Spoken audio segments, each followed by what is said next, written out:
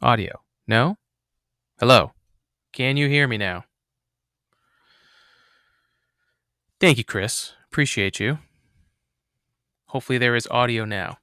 Yes? No? Well, assuming we've got the audio right, welcome to Today in Space. We'll start this over. I am your space science podcast host from the East Coast, Alex G. Orfanos. We're here for part 2 of NASA's plan for the moon. A massive morning for us already. So I had a little bit of time, grabbed some lunch, started a 3D print. That's him running right down there.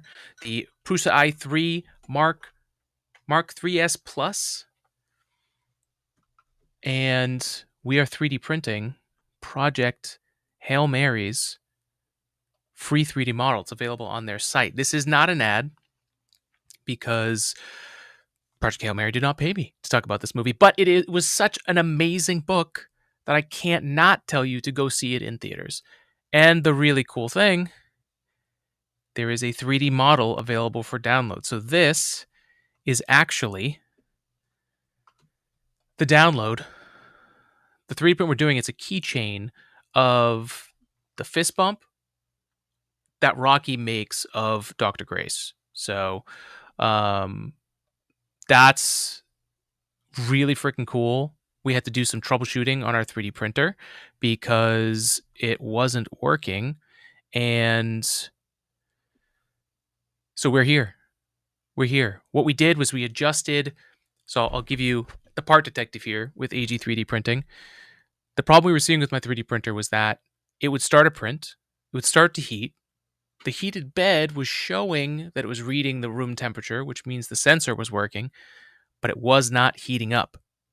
And I was trying to figure out what the problem was. I took off the back for the connections for the heater because if it wasn't heating up, then that's why the printer was throwing an M112 error, which cuts all the power to make sure that if there's a thermal runaway, if the printer just starts heating up, if the heater's failing, then it won't burn down your printer and potentially your building. So good safety procedures, but nonetheless, we checked, we weren't getting right heating at this time. So that's why the error was thrown. Took the bolts off the back, found out that the connector for the volts was loose, tightened that up, made sure the ground was good, turned it on, heated up fine, and now we are back. And we are 3D printing. There you go. So I will show you all of that once it's done. We've got a video documenting that. So you can find that at AG3D Printing on Instagram and TikTok. I think it's AG3D Printing Lab on TikTok. We're doing a lot of 3D printing in the background, all in between this amazing push to the future as NASA puts out a plan that's worthy of the madness of today, right? If I did a quick video about this before the stream, but when you think about how much has gone on today in the world and like how society seems mad and there's so many crazy things going on, this war, that was the same during the first space race. You know, we had the civil rights movement, we had Vietnam, we had the Cuban Missile Crisis, like then the gas crisis afterwards. Like we are, as we've described it here, in the middle of the second space conundrum. For some reason, when there is lots of progress in space, there's also a lot of chaos in society and in humanity and on Earth. And while we don't think, while they're correlated, we don't think one causes the other. But for whatever reason, that pattern has continued here. And now the plan from NASA far outreaches what it's been before and matches the same kind of literal and metaphorical moonshot that NASA did during the Apollo era. So here we are in the middle of the second space conundrum, and NASA's making big moves as we move here in the future. And the next 10-year plan that they outlined in the last almost 2-hour broadcast that we did today was very impressive. It's going to be very difficult, but believe NASA's much more equipped, has plenty of the most brilliant people in the world. And now this plan and the way that NASA intends to use them inside of all of these private companies that are helping build everything that's happening, right? Like, there's finally an integration of the two. And the plan looks sick. It looks awesome. We're going to find out more about it as soon as they start up. But thank you for being here. If you are here, let me know in the chat. I already saw Chris Bigger. What's up, buddy? It's been a long time. Hope you're doing well. Let's definitely catch up. Andrew is still in here. He says, dude, I saw Project Hail Mary on the opening day for the film, and wow. Also, audio is all fixed, man. Thank you. Yeah, definitely some audio issues. We are streaming and recording way more than we ever have, but that's thanks to our Starlink internet, so space-based internet running both Today in Space HQ and AG 3D Printing Lab. So that is exciting. That means we can jump online anytime. We don't have to worry about time where the internet providers decide to throttle down my internet, whether intentionally or unintentionally. So we're happy to be live here. We're glad you're with us, and we're going to refresh this page just to make sure we're not missing out on the live. They were coming back from lunch, so I would not be surprised if they're still figuring that all out. I have not seen Project Hail Mary yet, but that is on the list for this weekend or next week because it's absolutely necessary. I'm going to try to reshare this. So I should be getting audio through the screen shares. We didn't get that on the last attempt when we live streamed. We used the mic, we figured something out, but there should be an audio portion for this.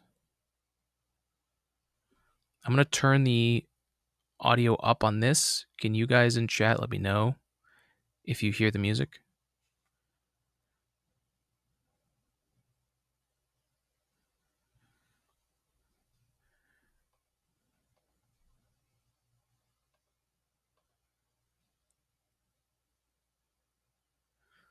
Do you hear any of NASA's background music?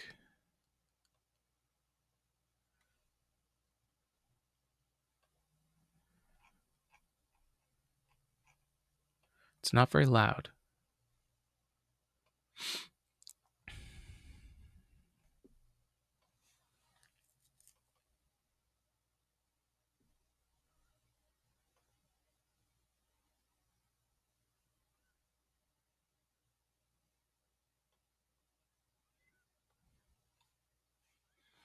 No music yet. Okay.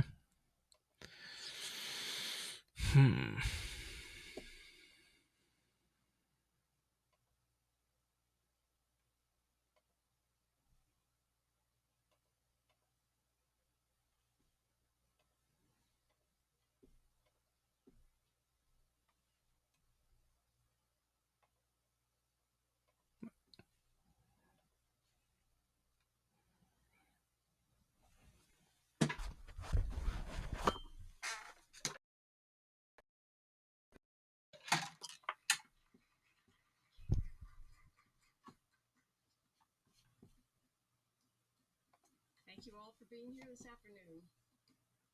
Our success in low Earth orbit over the last 25 plus years of crewed operations is because of you. Our congressional support, industry's dedication, and our strong international partnerships. Today, I'm going to talk a little bit about low Earth orbit and future plans. It's critical that we maintain a presence in LEO, transition to commercial stations, and the challenges that we face. As Jared mentioned, the options going forward. Apologies for that.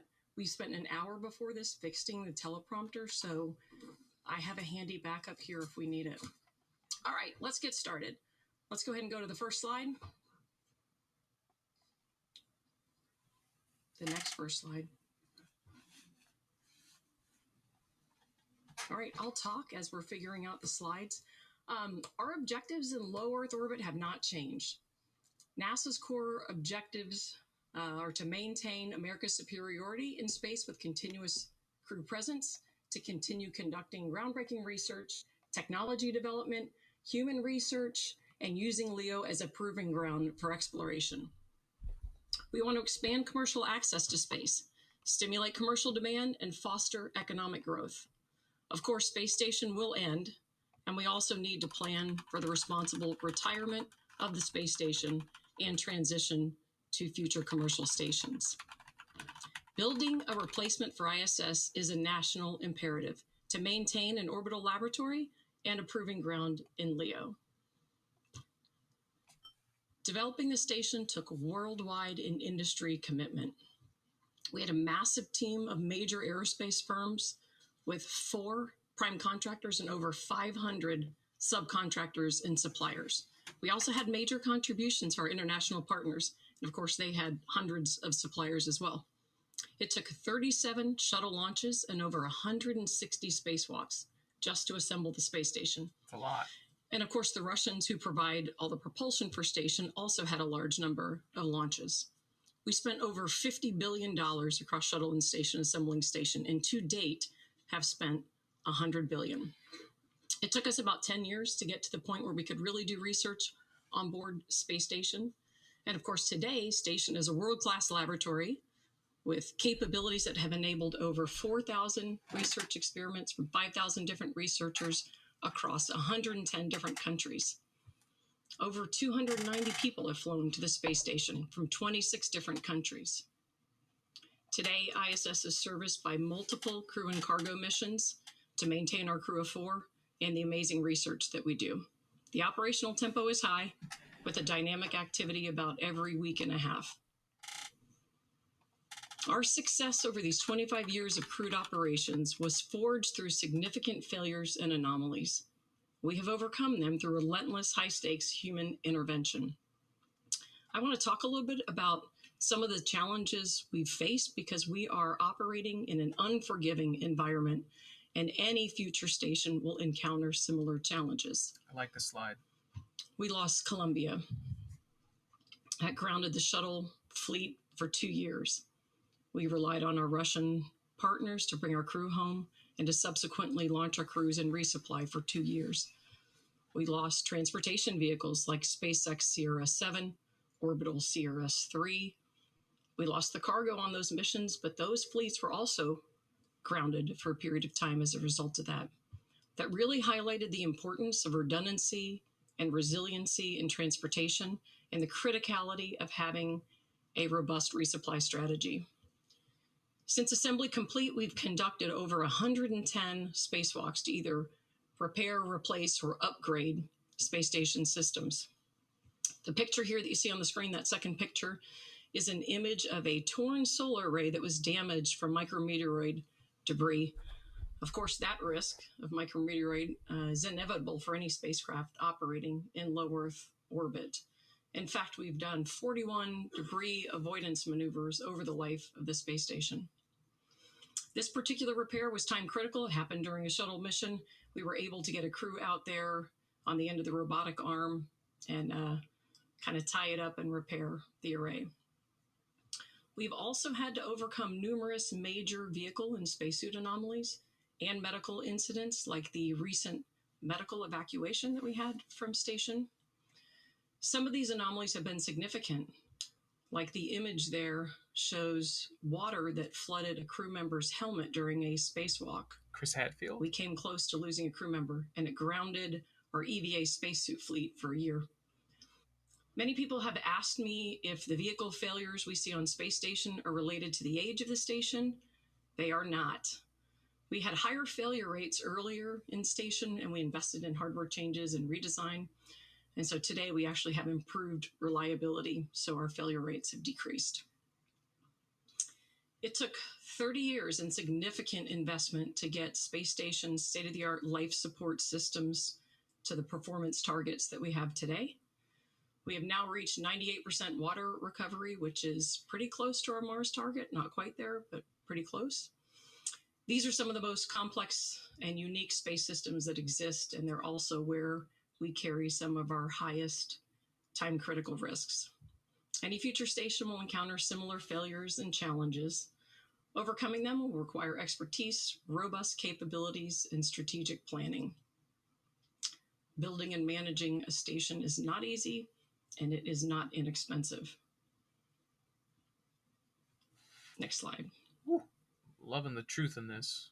It's deep, but it's Speaking of needed. the space station, next up we have for you a very special message from the onboard Expedition 74 crew. If we can please play that video. Awesome.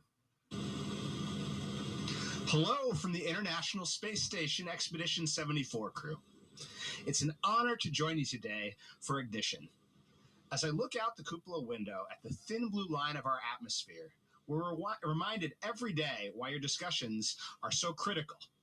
For over 25 years, the ISS has been a masterclass in what humanity can achieve when we work together as a team. Its construction was an effort that required 37 launches, over 160 spacewalks, and the unwavering commitment from both industry and international partners. I love this. Woo! Together, we've used this orbital laboratory to search for cures to the most challenging diseases, advance life-saving technologies, and prove that humans can live and work continuously off-planet. As we look forward, we need to ensure that the next low Earth orbit space station can build upon these amazing discoveries. Our mission now is to ensure there is no gap in our presence. Replacing the ISS is a national imperative. We are eager to pass on the torch to a new generation of resilient commercial LEO platforms that will continue this critical research and propel us further into deep space. The challenge ahead is significant, and the tenacity and partnership that enabled us to succeed on ISS today are needed to realize the space stations of tomorrow. Nice toss. The ideas you are discussing today are the blueprints for that future. It will take the same level of worldwide and industry dedication, along with sustained funding, to make this transition a success.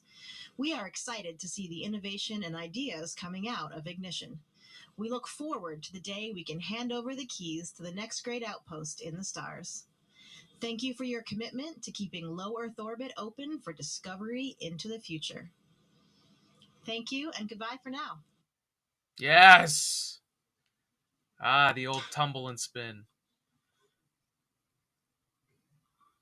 All right. It's always great to hear from the onboard crew. They've been pretty busy up there. They had a spacewalk last week. We got another one next week. And even more fun to watch them having fun flipping around in microgravity. All right. I want to switch gears a bit, and I want to talk to you about what we have seen with the commercial market over time. I think most of you know it has been a priority for us to use the International Space Station as a platform for commercial access and also to stimulate commercial demand through a number of different avenues. We have had 4 fully commercial private astronaut missions. We have 2 more that have been awarded and that we're working towards. The Russians have also flown 8 spaceflight participant missions. We have offered the use of ISS ports for commercial modules and a commercial airlock. In fact, the airlock is on board today and operational. We share facilities across NASA and the commercial community, both NASA facilities used by commercial and the other way around. Some of those are inside the vehicle, and there are a number that are on external platforms. We also support commercial R&D through our ISS National Lab, managed by CASIS, and also through a number of unique and standing ISS calls for commercial opportunities. After more than 25 years of crewed operations, we have seen some amazing discoveries on station, but we haven't yet seen breakthrough products, capabilities, or services that generate significant demand. NASA is still subsidizing the infrastructure costs like cargo upmass, which is really one of the largest costs you have in getting to orbit. We haven't seen evidence of scaled space-derived product that's manufactured on Earth or in space, although that is certainly the hope for the future. We have had a lot of technologies that have been adapted for ground-based purposes. You see those stories all the time, but they haven't driven continued demand for access to space. Tourism hasn't really materialized as a market. We certainly have had a number of tourist-sponsored missions, but those have been limited, and we haven't seen recurring demand for them. Sovereign governments do have interest in flying. We've seen purchase of tickets for short duration flights, for example, on private astronaut missions, but no sovereign governments have been willing to purchase the long duration opportunities, even though those have been available. When it comes to developing or maintaining the cost of a station or long duration flight opportunities, our partners and other sovereign governments want to do in-kind barters or exchanges and keep the money flowing into their own industries. Suborbital flights, which are substantially lower cost, have suspended operations for either investment reasons or to prioritize other higher potential opportunities. Though we have seen investor interest, there's no independently verifiable market research indicating the economic viability of a commercial station that is only partially funded by NASA. We welcome industry input and thoughts on the market, but it is paramount that we have independent data. Station will end. The replacement path has to be economically viable and technically capable, or America gives up its leadership in LEO. That's space business, folks.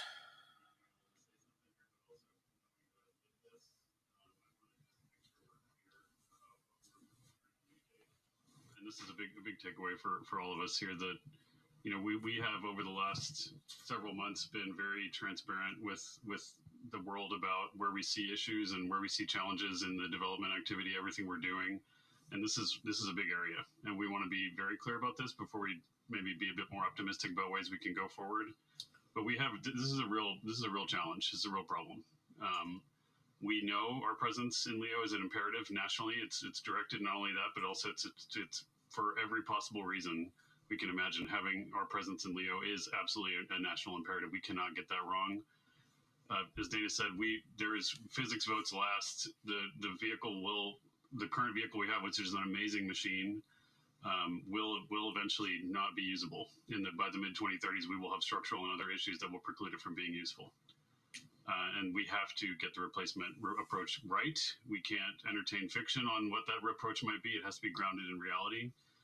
As Dana mentioned, as the crew mentioned, as we all know, everyone in the room I'm sitting at helped us do this. Building a space station is incredibly complicated. It took a long time. Maintaining it is just as complicated. The number of times we've had issues where we, had to take major action is uncountable in my mind. We've development, assembly, sparing, logistics, resupply, all the things that go wrong with these complicated systems will go wrong. It's not a question of modern technology. It's a question of the environment we're putting them through. And right now, the current industry that we have that's proposing to build destinations does not have the direct experience with that or the resources to go do it. That's just true.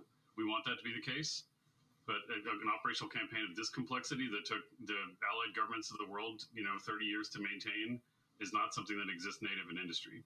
There's no self-sustaining market to finance that as well. And so, as Dana mentioned, we have not seen independent data. This is the estimation of NASA. We would love to hear independent analysis on this subject, that nations, companies, or individuals beyond NASA will create enough demand to cover the real gaps that it's going to take to build a replacement. And separately, as we also mentioned, the transportation costs have not decreased in a fashion that allow us to really achieve those savings. And so, in the absence of a mature market and the current budget that we've been allocated, we cannot fund a path of two stations. It's a challenge to even fund one. We have multi-billion-dollar shortfall just to fund one station as a replacement. And the environment we're in right now sets us up for a winner-take-all with an uncertain outcome. You guys know that even in non-space commercial markets, there's a higher than 50% failure rate. When you add the complexity of maintaining humans living in space and the environment that they have to deal with, that makes it even more challenging. And so this is all to say that we recognize this challenge. We really want to partner with all of industry and with everyone that's in the room to go fix this, but we cannot continue to maintain the illusion that the path that we're on is going to close. Dana, back to you. All right, thank you, Amit. All right, let's talk about the path forward. Let's go to the next slide. Doing nothing is not an option. We need to take proactive steps to achieve our goals. The government can't force a commercial economy, as you heard Jared mention earlier, but we will try to do everything we can to ignite one. We'll increase commercial access to ISS. We'll increase the number of private astronaut missions, allowing the sale of the commander's seat, the potential for doing joint crew missions between NASA and industry, consideration for NASA purchasing a PAM seat, and prioritizing research with high commercial potential. We also welcome ideas and input from industry for addressing any of these challenges and risks that we're talking about here today. We are open to continuing with the current commercial path that we have been on, or to pivoting to a new preferred option that I will share with you today. Let me talk a little bit about the original path that we were on, where we've been headed, and what that original path is looking like today. Our original goal was to transition directly from station to commercial stations. As everyone knows, we had planned to have 2 commercial destinations to maintain redundancy and competition, and to be one of many customers. NASA anticipated significant demand from tourism and other markets. We assumed that this increased market would also drive large transportation bulk buys, which would in turn create and result in a discount for all of us. As a result of the strong market, NASA assumed we were no more than 50% of the overall demand for a commercial station, and that the market would be self-sustaining. With today's market and budget reality, we don't have that. So the plan for today's approach would have to be adjusted. Transportation costs are increasing, not decreasing. With NASA positioned to be the primary, the majority customer, we cannot afford 2 space stations. This means NASA would have to down select to a single provider, which carries higher cost growth risk and a higher overall risk for success of the campaign. It puts us in a sole source services environment, which doesn't allow the continued competition to help control pricing or to continue to grow the market in a diversified manner. So I want to talk about an alternate approach. So this, we'll spend a little bit of time on this since this is new to everyone. We are looking for feedback on both options. In this alternate approach, we're using an incremental or phased approach to reach commercial destinations. Recognize the challenges that we've highlighted. This approach uses multiple providers, continues to allow for participation of multiple providers, and drives continued market growth and commercial expansion. We'll use ISS as a platform for the initial assembly and to expand commercial opportunities. A NASA procured core would serve as a hub for commercial module expansion, allowing for maturation of industry and continued demand growth. After the station detaches from ISS, there are flexible avenues that lead to commercial destination transitions. This approach also provides continuity in transportation, research, crew presence, commercial opportunities, and overall access to low Earth orbit. I like it. I just want to touch on some of the benefits to leveraging ISS before detaching a new station. Obviously, space station is fully operational, fully capable. We're supporting commercial opportunities on board today. We want to expand those, and we really want to see continued access to space for commercial companies and commercial access. ISS also has very mature capabilities and resources, and that's critical when you look at the types of challenges and anomalies that we may face. Having ISS mature systems is basically like having failure tolerance. It also provides a safe haven for the crew in the event that anything happens during the initial assembly. Any external needs can obviously be met with robotic and EVA capability. We continue the cadence with crew and cargo capability. And of course, any assets that we want to take from ISS can be transferred over to the new station and taken with us. This is a snapshot of the assembly or evolution of this concept. The first is a core module, which would be launched and attached to the forward of station. This core module brings with it additional docking ports that would actually allow us to do more private astronaut missions. The big limiter today on board space station is the number of docking ports that we have available and the time available on those ports. Next in the sequence would be 2 commercial modules that would attach to the core. Obviously, I took space station out of this imagery just for clarity, but you can see the commercial modules radially attached to the core in the second image there.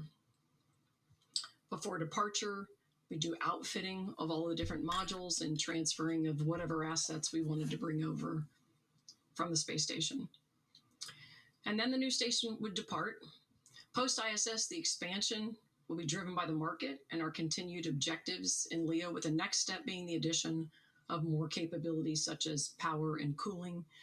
That expansion would enable the addition of more commercial modules at that point, or if providers want to separate and operate independently and the market is mature, we will transition and shift to becoming one of many customers. Looking more closely at the core module, its purpose is to support basic capabilities for the station, including all the initial capabilities that the commercial modules would need. It would have systems like propulsion, power, cooling, basic life support, and compatibility with the existing crew and cargo transportation vehicles. 4 radial ports and a forward and an aft port allow both for the addition of commercial modules and for maintaining the same number of ports we have today for crew and cargo vehicle traffic. The core module would also have sufficient propulsion capability for the entire stack. Capabilities like attitude control, debris avoidance, which we talked about earlier, altitude maintenance, and refueling. It would also serve as a central command and control for the station, providing direct telemetry down to the ground, research data down to the ground, command and control. Next slide. The commercial modules themselves, they would be owned, developed, and operated by commercial providers.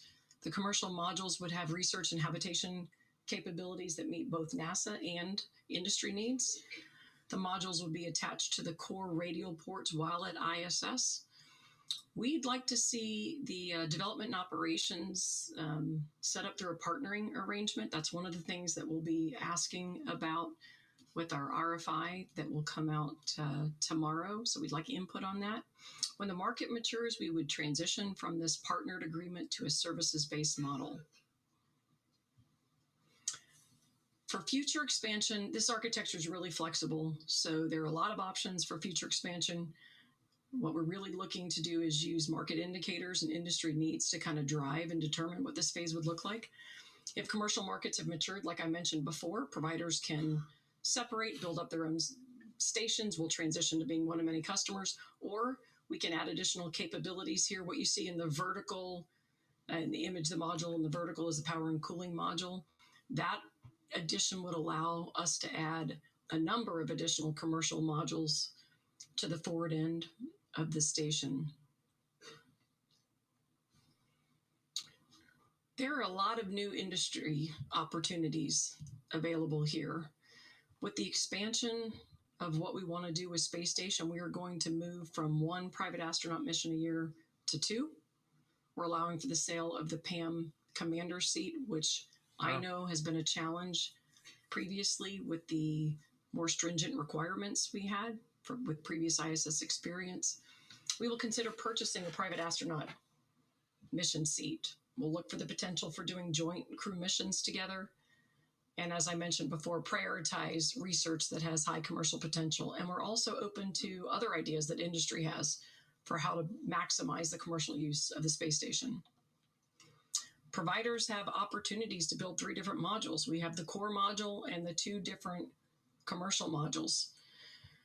And then there are many opportunities in the future for expansion as the market grows. This also continues our commitment to crew and cargo transportation demand through ISS and post ISS. This is an overview of what the high-level procurement approach would be for this option. In the initial phase, the first phase, we have the 3 different modules. For the core module, we would select 2 providers and go through an early design phase point and then down select to 1 provider. And then 2 different awards for the commercial modules. Throughout this time period, we'll have multiple calls for expanded use of commercial access to ISS. The second phase will be informed by the market with the addition of a power and cooling module. We also envision 2 providers initially through initial design and then a down select. And of course, phase 3, either we're moving to independent free-flying destinations if the market's mature, or we can continue to add additional capabilities. Right now, the available budget is about $250 million a year, plus whatever else the agency can put together. That's true through the end of life of ISS. We will acknowledge that this is inadequate regardless of the option, regardless of the path that we take going forward. We are looking for industry inputs and partnering arrangements to help this challenge, but we're here to all acknowledge that we've had this shortfall for a while, and we've realized this is a barrier. We're going to put out 2 RFIs tomorrow. One's for transportation feedback, the other's for destinations for both approaches. Then we'll have a final RFI. Expect to get a lot of comments from industry. We'll send out another one at the end of April, and then draft RFP in early June. So just to wrap up, you've heard us all say this. It is a national imperative to maintain U.S. leadership in LEO. Regardless of the path that we take moving forward, we have a real budget shortfall. So when you see those 2 RFIs tomorrow, please help us, give us feedback. We're looking for feedback both on the original plan and the original path we were on and this alternate approach, and other ideas that you may have, including concepts for these partnership arrangements that I mentioned. We'd also like your feedback and your view on the market outlook and investments. Hard financial commitments to ensure stability from manufacturing through launch, long-term economic viability beyond NASA as a customer, and major technical hurdles that you see for a station development and your approach to managing them. We are committed to a rapid turnaround when we get your feedback to move towards procurement. Despite all the challenges I talked about today, and I know that's really hard for us to come forward and kind of transparently acknowledge that we need help. We're on a path that is not leading us where we thought it would. It's really important that we have this discussion. It's important that we hear your feedback.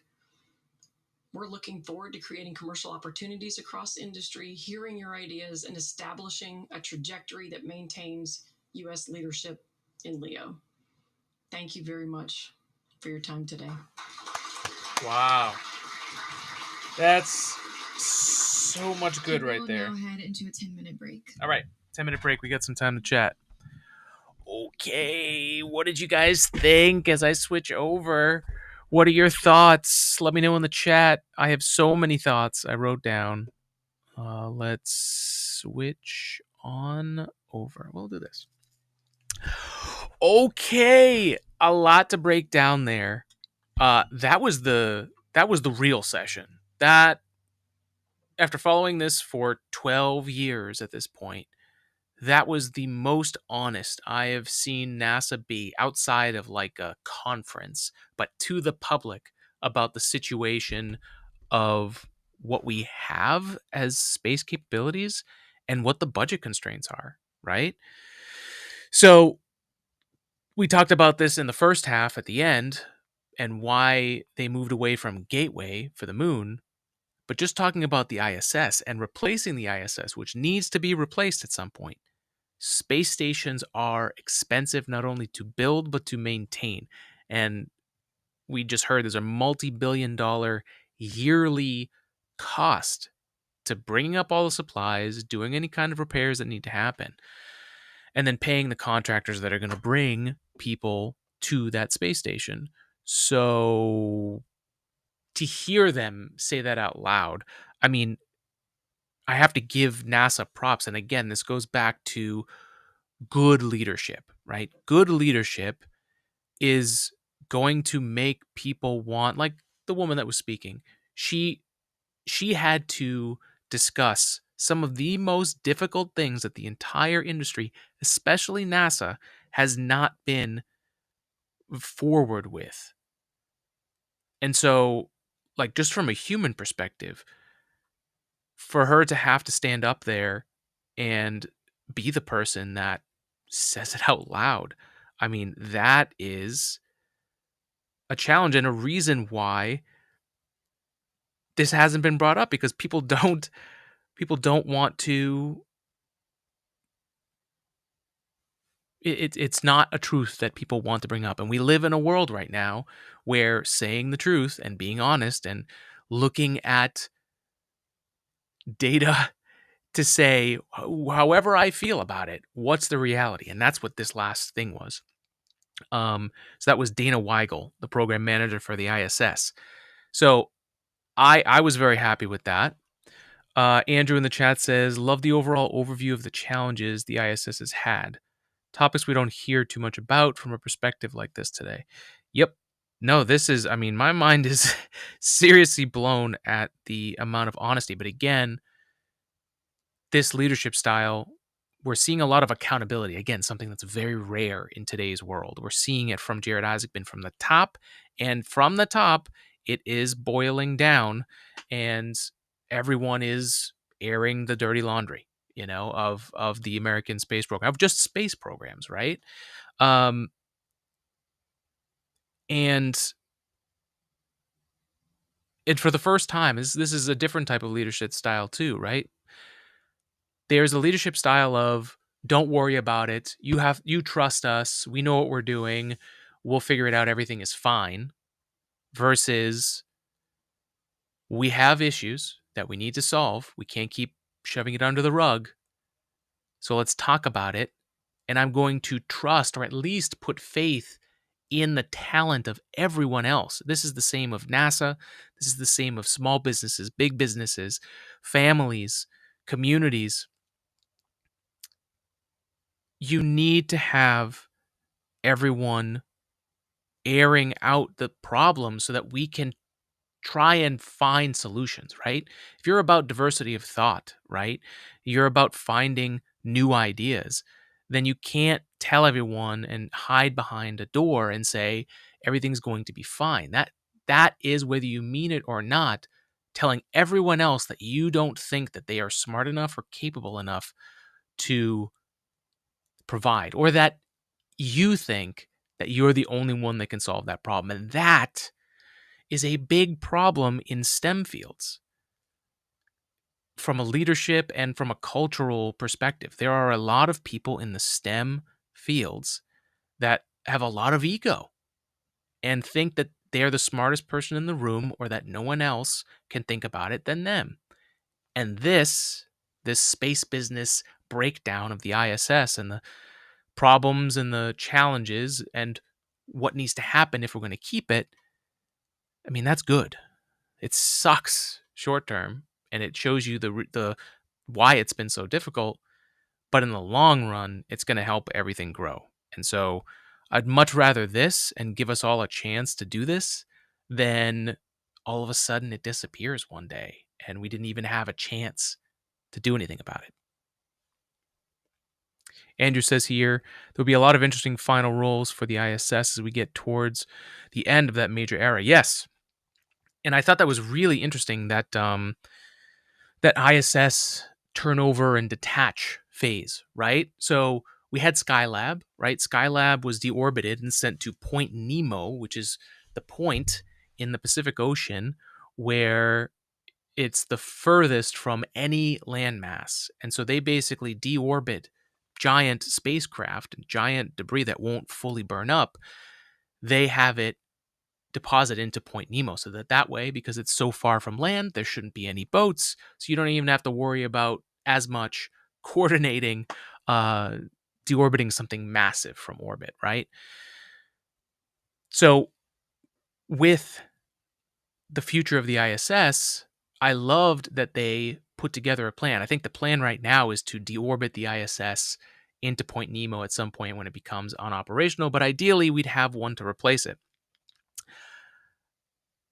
What I think is really cool is that we may actually not need to lose the ISS to Point Nemo. In fact, based on this plan that they're giving, they're talking about detaching parts of the ISS that will be added before it's left over that can then become space stations and even potentially be multiple space stations. So it will be able to stay in orbit as a smaller, different thing and continue it on. I love that plan. But what would be even better, especially for us understanding what space stations, what works, what doesn't work, how things change over time, there's the idea that Starship or something similar, although right now there's nothing like Starship, the shuttle would have been the other thing, could actually take parts of the ISS back down to Earth so that NASA can do deep research to see the space station in person on Earth, see what things started to fail, really get to do all the research that they couldn't do while it's in orbit hosting human beings. And then one day they could end up in a museum. Now, that's the best case scenario in my mind, right? Is we get commercial entities to build space stations and we end up NASA has a service that they can use to continue research and everything they're doing. But if we're able to save the ISS and bring it back home, it would be a shame if we didn't do it. So those are my thoughts. Let's go back. We've got some.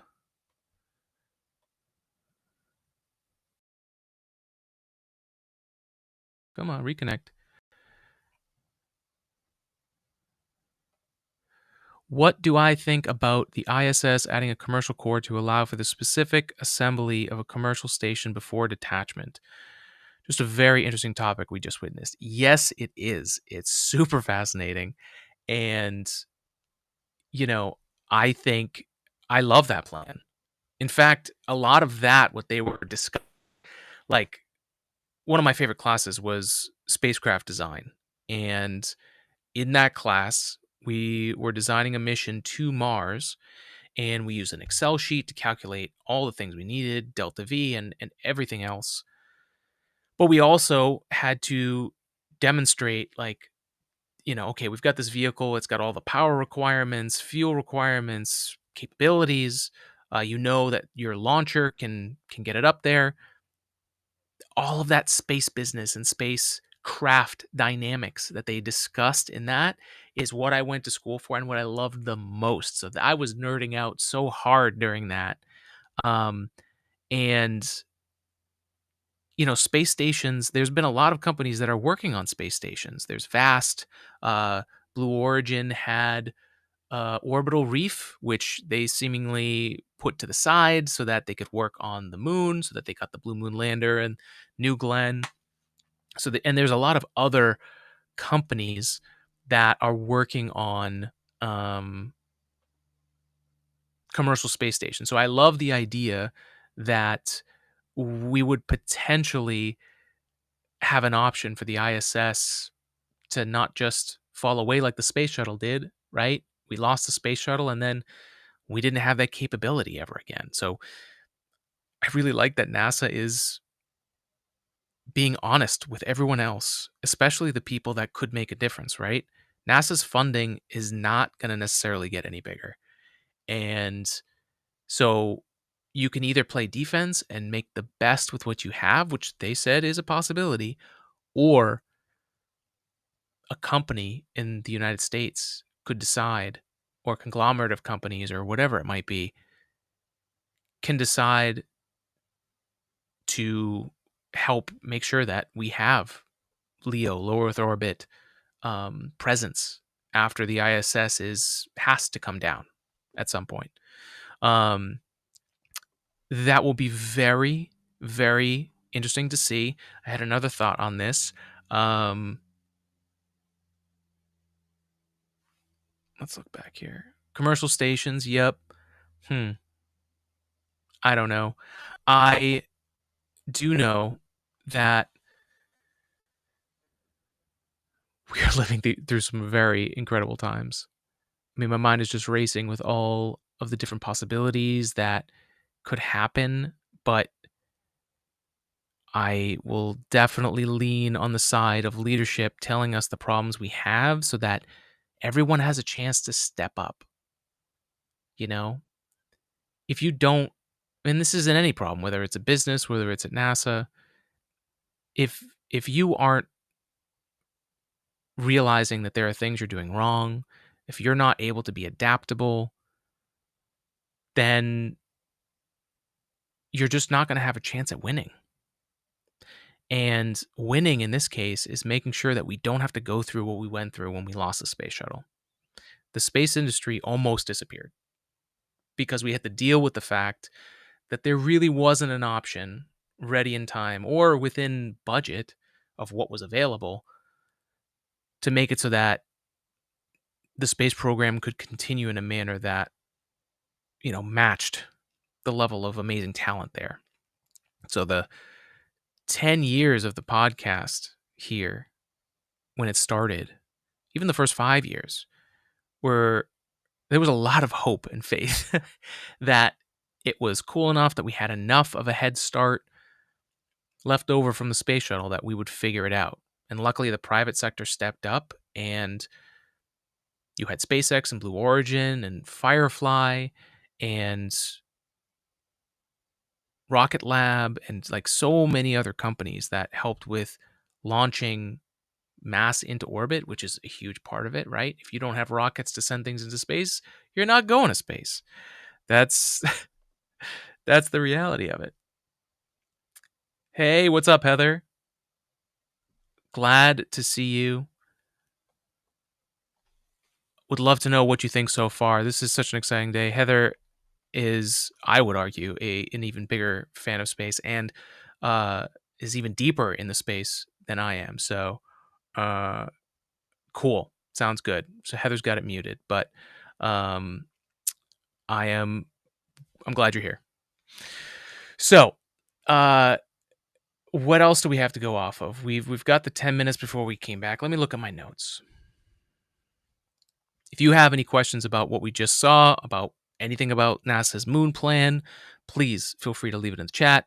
We'd love to hear from you. I talked about the spacecraft development and just like the space business presentation that was. If you want to talk about what aspect of space I'm super into, is that. Oh, yes. One of the other great things about this option, Andrew had mentioned before, let's put this question back up. What do I think about the ISS adding a commercial core to allow for specific assembly of a commercial station before detachment?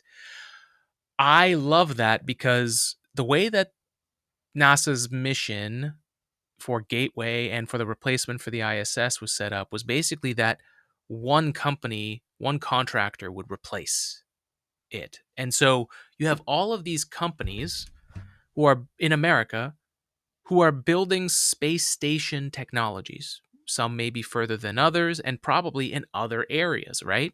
But there's definitely a lot of crossover work.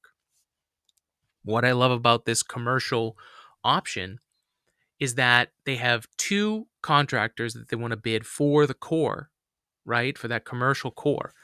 And then two other contractors later on with multiple calls during that for anything that comes up, which means instead of a bunch of companies putting all of their efforts in to win one seat of funding, and then arguably those other three companies could fail and because they have no business after they've spent all their time in R&D and technology development, maybe they get a small grant from NASA, but it's not enough to keep things going. So you'd lose potentially those three other companies.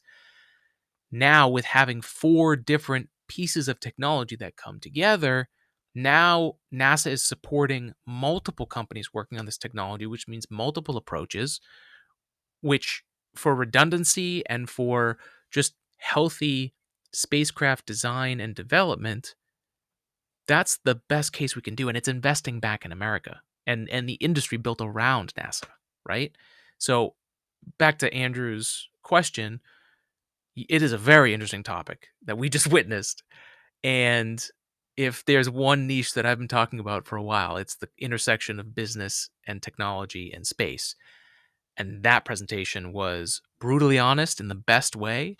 And I think exactly what we need to move forward. So I am very, very happy with that.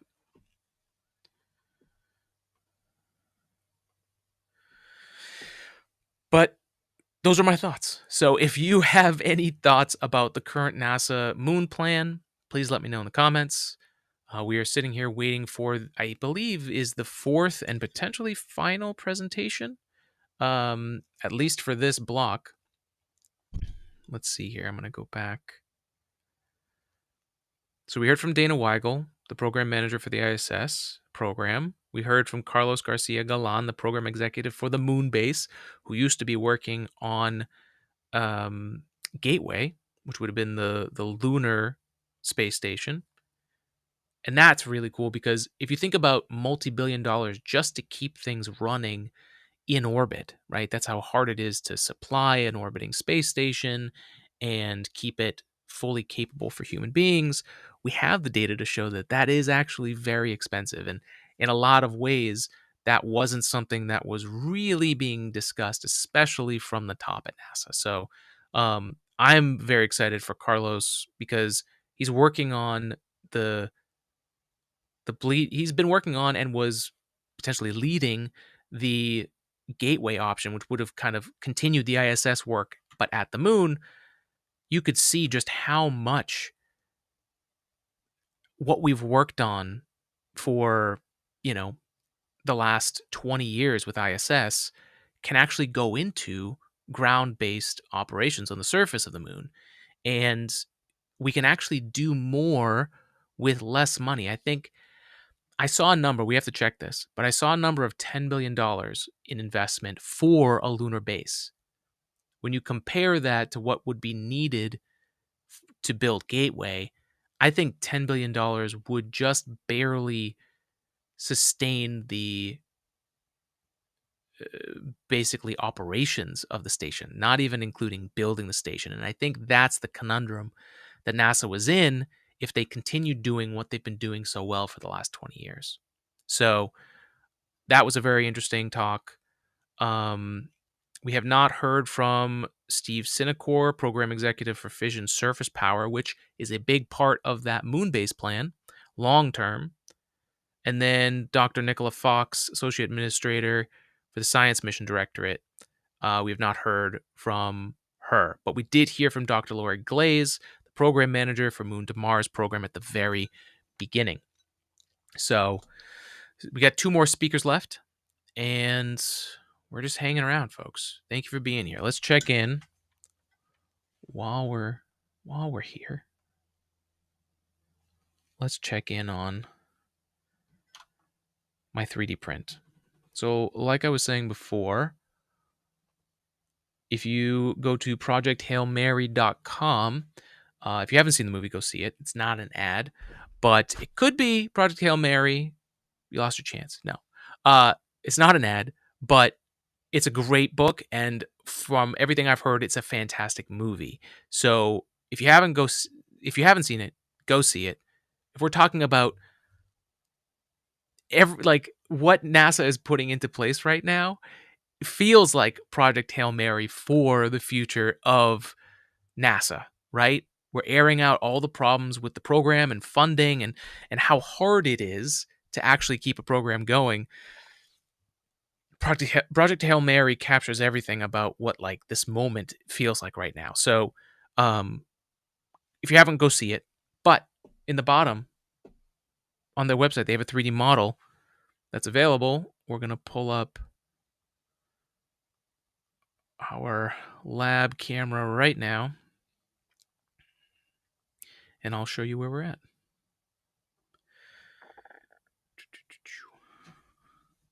Let's see here. Andrew says, we'll read that in just a second. All right, let's close out our 3D printing segment. 3D printer is still running, which is great because we were having an issue where the heated bed, you can see that little red LED in the back there that shows that it's heating. It was not heating, and it was throwing an error that was killing the printer to make sure that it wasn't overheating. We just tightened a screw and we're back up and running. But those are the types of things, those little things when we're living and working in space that everyone's going to have to be able to do. You know, everyone's going to have some level of mechanics and just knowing the hardware they're working with and how to fix it. Because if you don't, then you won't survive. So more on 3D printing later. Go to ag3d-printing.com to learn more about what we're doing with 3D printing and if you need help with it. But going back to Andrew's question, he says here, we have to keep a very solid presence in LEO and maximizing research missions with commercial potential. Also, we need a sustainable orbital economy, a continuation of what we somewhat have right now. Yep, I couldn't agree more. And honestly, the admission of that in this was great to hear. Like, especially in a room full of people that are trying to work for NASA, get contracts. You know, she laid that out perfectly that, yes, tourism is something that's very popular and, you know, people are willing to pay for space, but NASA has been offering space station seats and both short term and long term. And it's not like people have been biting, chomping in the bit for it, right? And that's a reality of the space economy, that it's not just going to happen. Associate Administrator Oh, of the we're Science back. Mission Directorate, Dr. Nikki Fox. We're back.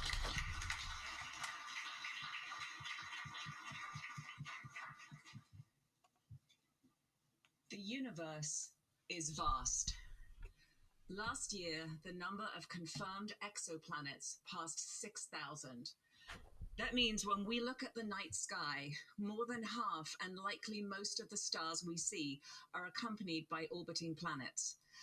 And that means there is the possibility and indeed the probability of life beyond Earth. Science generates the big questions that we seek to answer. And as always, there is more work to do. The unasked questions will always outpace those we have already answered.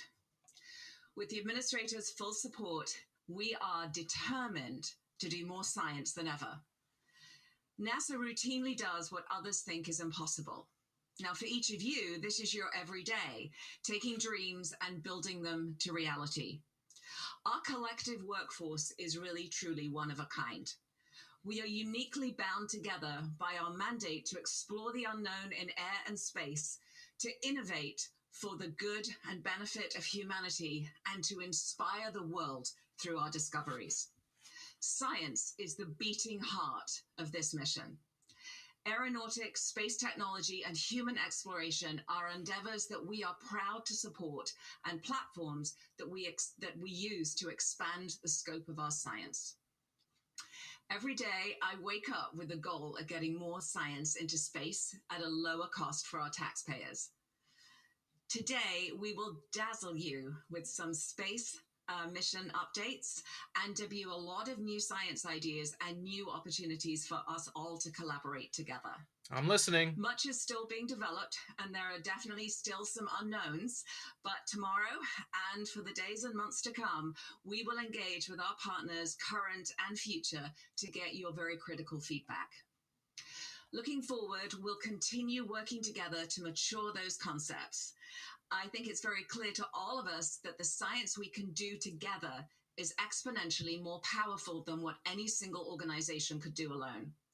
NASA is committed to continuing our legacy of leading the charge. but we need all of you behind us to meet our full potential. Next chart, please. When you look at an unbelievably beautiful image like this one, and I have to confess, they said, which image do you want? And I did choose my favorite one. But what you're looking when you look at this is not just a gorgeous image. You're actually seeing a visual representation of a tremendous amount of data. When you think that each pixel represents a new piece of information. In this case, it's light intensity at specific wavelengths, which we analyze to understand chemical composition, temperature, distance, the shape, the structure, and the age of the stars and galaxies that are too far away for us to physically reach, at least today. Why do we work so hard to understand these distant systems? Because when we solve complex technical challenges to answer big science questions, we push the cutting edge of technology forward. And science discoveries keep us at the front line of innovation and economic growth.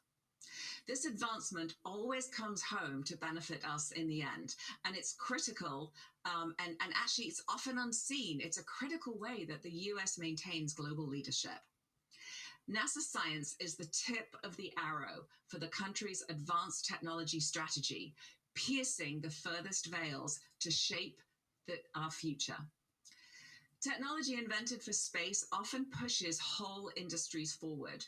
Measurement technology developed to support the polishing of the James Webb Space Telescope mirrors transformed optical fields ranging from laser eye surgery to the manufacturing of microprocessors. Now here you can see the very beautiful, incredible Roman space telescope. And you're actually looking at the clean room where the team continues to be super, super hard at work. Roman will have a deep panoramic view of the cosmos with a field of view at least 100 times greater than Hubble, and it will survey the sky 1,000 times faster while still maintaining similar sensitivity and resolution. Over the course of this mission, Roman will see hundreds of millions of galaxies. That is more than one for every person in the US. The sheer power of this data will rewrite our understanding of dark energy. As with past observatories, we're building first-of-a-kind systems for Roman, and we expect to see those spin-offs and industry applications for things like precision optics and powerful data processing techniques. Now, Roman is under budget and ahead of schedule, and you can believe I never get tired of saying that. I'm so proud of this team. We are learning from this mission and others, and we're actually ensuring that this isn't a rarity. I want to stand up here a year from now and tell you most of our missions are ahead of schedule and under budget. There's a challenge for you all. So we want that to be the baseline for our future. Successful demonstration of the Roman coronagraph imager, CGI, in early 2027 will represent the first successful milestone for the Habitable Worlds Observatory technology, and many of you are helping us to mature that technology today. Habitable Worlds is a concept for the first space telescope designed to directly image Earth analogs and study them for signs of life. For decades, NASA's space observatory like Hubble, Kepler, and TESS have led key insights into worlds outside our solar system. This time, NASA is taking a deliberate strategic approach to the future of this work while minimizing risks of cost and schedule increases. Now, as we peer deep into space, we're always looking for echoes of Earth. In our own solar system, we've identified high-priority destinations to search for conditions that may represent the potential for life. Our eyes are always on the horizon, and this is an incredible time for planetary science. Europa Clipper is off on its 1.8 billion-mile journey to seek out environments where life could exist below the icy shell of Jupiter's moon Europa. We have strong evidence that there is a saltwater ocean and beneath that sort of thick crust and some very recent surface activity suggesting it could in fact be a habitable world. Now, the beautiful Dragonfly mission, which if you have not yet seen it, there is a 50% scale model. It's actually the integrated test model, and it has flown recently over the deserts in Utah. Please take a look at it, selfie with it, and then please tag us. I'm so jealous. But the beautiful Dragonfly mission, which Forbes called the most exciting space mission of your lifetime, will launch a nuclear-powered octocopter in 2028. It will arrive at Saturn's moon Titan in 2034 to explore its complex, organic-rich environment. Now, it will be the first science vehicle to explore multiple locations on another world, performing vertical takeoffs and landings in search of evidence of prebiotic chemical processes and other signs of habitability. Now, because it can fly through Titan's dense atmosphere, Dragonfly will be able to travel much farther in a much shorter time than even our most capable vehicles on Mars. And talking of Mars, NASA Science has been flying missions there for more than 50 years, following the signs of water and chemical activity. Curiosity has spent a good portion of the last year exploring a region full of geological formations called boxwork that look kind of like giant spider webs when you view them from space. The proposed theory for this is that groundwater once flowed through these large fractures in the bedrock, sort of leaving behind minerals and making this a great location to do science. Last year, a new result from Perseverance brought us closest that we've come yet to discovering proof of ancient life on Mars. These rovers are our eyes on the ground, and they're so valuable as we plan for future human missions to Mars. The ever-flowing stream of new observations is a reminder that NASA Science leads the operational experience at Mars in orbit, on the ground, and thanks to my friend Ingenuity here, in the air. We have built the current understanding of the extreme environments with this evidence-based precision. And also, please take a selfie with Perseverance before you leave. I'm so jealous. In 2028, NASA will launch and land ESA's Rosalind Franklin rover to Mars. Rosalind Franklin will drill and acquire samples from a depth of about 2 meters, which is well below the radiation damaged surface, and then will determine subsurface structures in a previously unexplored region. The landing site is thought to contain extensive amounts of hydrated minerals that could be the source of extractable water. NASA is also very proud to be contributing the mass spectrometers for the Mars Organic Molecule Analyzer, or MOMA, instrument, which will result in the most advanced detection and analysis of organic matter ever conducted on Mars. Wow. The mission will add a new layer of insight into the planning for crewed missions and in situ resource utilization. Now, international partnerships have made many of NASA's most iconic achievements possible, and we are so grateful for the years of collaboration that has brought us so many amazing missions with these really, really incredible longtime partners. And we're equally as appreciative of our more recent partnerships, which are showing the world the value of being a spacefaring nation. When we work with international partners, we benefit from the unique knowledge, expertise, and national resources of our counterparts. But we get to also to share what we know, the NASA spirit that we always give to humanity. For humans and machines that are looking to survive and thrive in the extreme environments at the Moon and Mars, radiation, dust, surface dynamics, and physical hazards produce a lot of risk. Now, NASA has been studying these conditions and developing mitigations for decades. Radiation is an area where we've learned a lot, but we still have a lot of knowledge and capability gaps. NASA's heliophysics missions, both past and current, have helped us understand space weather here at Earth, but we're still far from the ability to forecast it like we do our own weather. To accurately model and eventually forecast solar activity and the resulting impacts on humans in space, we need to continue monitoring from various locations with a range of instruments.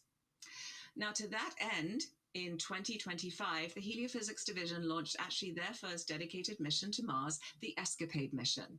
It's made up of twin spacecraft that will provide simultaneous measurements of the Martian environment to study how it interacts with the solar wind and how, in turn, this drives atmospheric escape.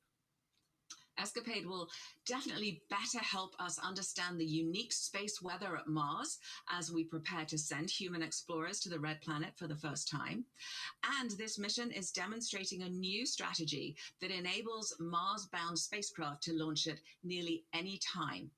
Freedom from the restrictive traditional launch windows gives us the flexibility to increase the cadence of Mars exploration. That'd be great. I'll also note this is a great example of public-private partnership at its best, with the spacecraft coming from Rocket Lab and Blue Origin's New Glenn providing the launch. Yep. Now, for long-duration human missions, understanding how to grow food in space environment may prove to be critical. Yes. Pioneering research has been performed aboard the International Space Station for decades. Mhm. You're probably familiar with the veggie experiment and the many types of plants successfully tended and now enjoyed by our astronauts in orbit. The ISS has been our destination for biological and physical sciences for over 20 years, but NASA Science is also very proud to use lower-cost platforms like commercial flight opportunities to complement this research. A core piece of NASA's mission to improve life for people here on Earth. NASA measurements and cutting-edge modeling underpin the infrastructure behind our highly accurate GPS system. NASA observations feed operational warnings that safeguard our internet connectivity and our power grids. Farmers use data on supply chains, and they can view the water levels down to the individual field level to allow them to really plan ahead and best make use of our precious water resources. NASA Earth science data is available and accessible to companies who use it to risk and optimize their operations. In fact, about 75% of Fortune 100 companies utilize NASA Earth data. When state and federal leaders need to respond to extreme weather, NASA data empowers operational partner agencies to take decisive action when literally every second counts. Next year, we will launch INCUS, which will, for the first time, measure the evolution of dynamics within a convective storm. Now, these dynamics determine severe wind, hail, lightning, and rainfall, and they'll improve the weather community's ability to forecast the evolution of a weather event up to 6 hours in advance of the event itself. My brother would love that. This mission is a part of the Venture Class program, and it's another great example of public-private partnerships, enabling NASA science. Earth science innovations also expand what is possible off our planet. The same tools, models, and insights we use to study Earth help NASA understand planetary environments as we prepare for future missions to the Moon and Mars.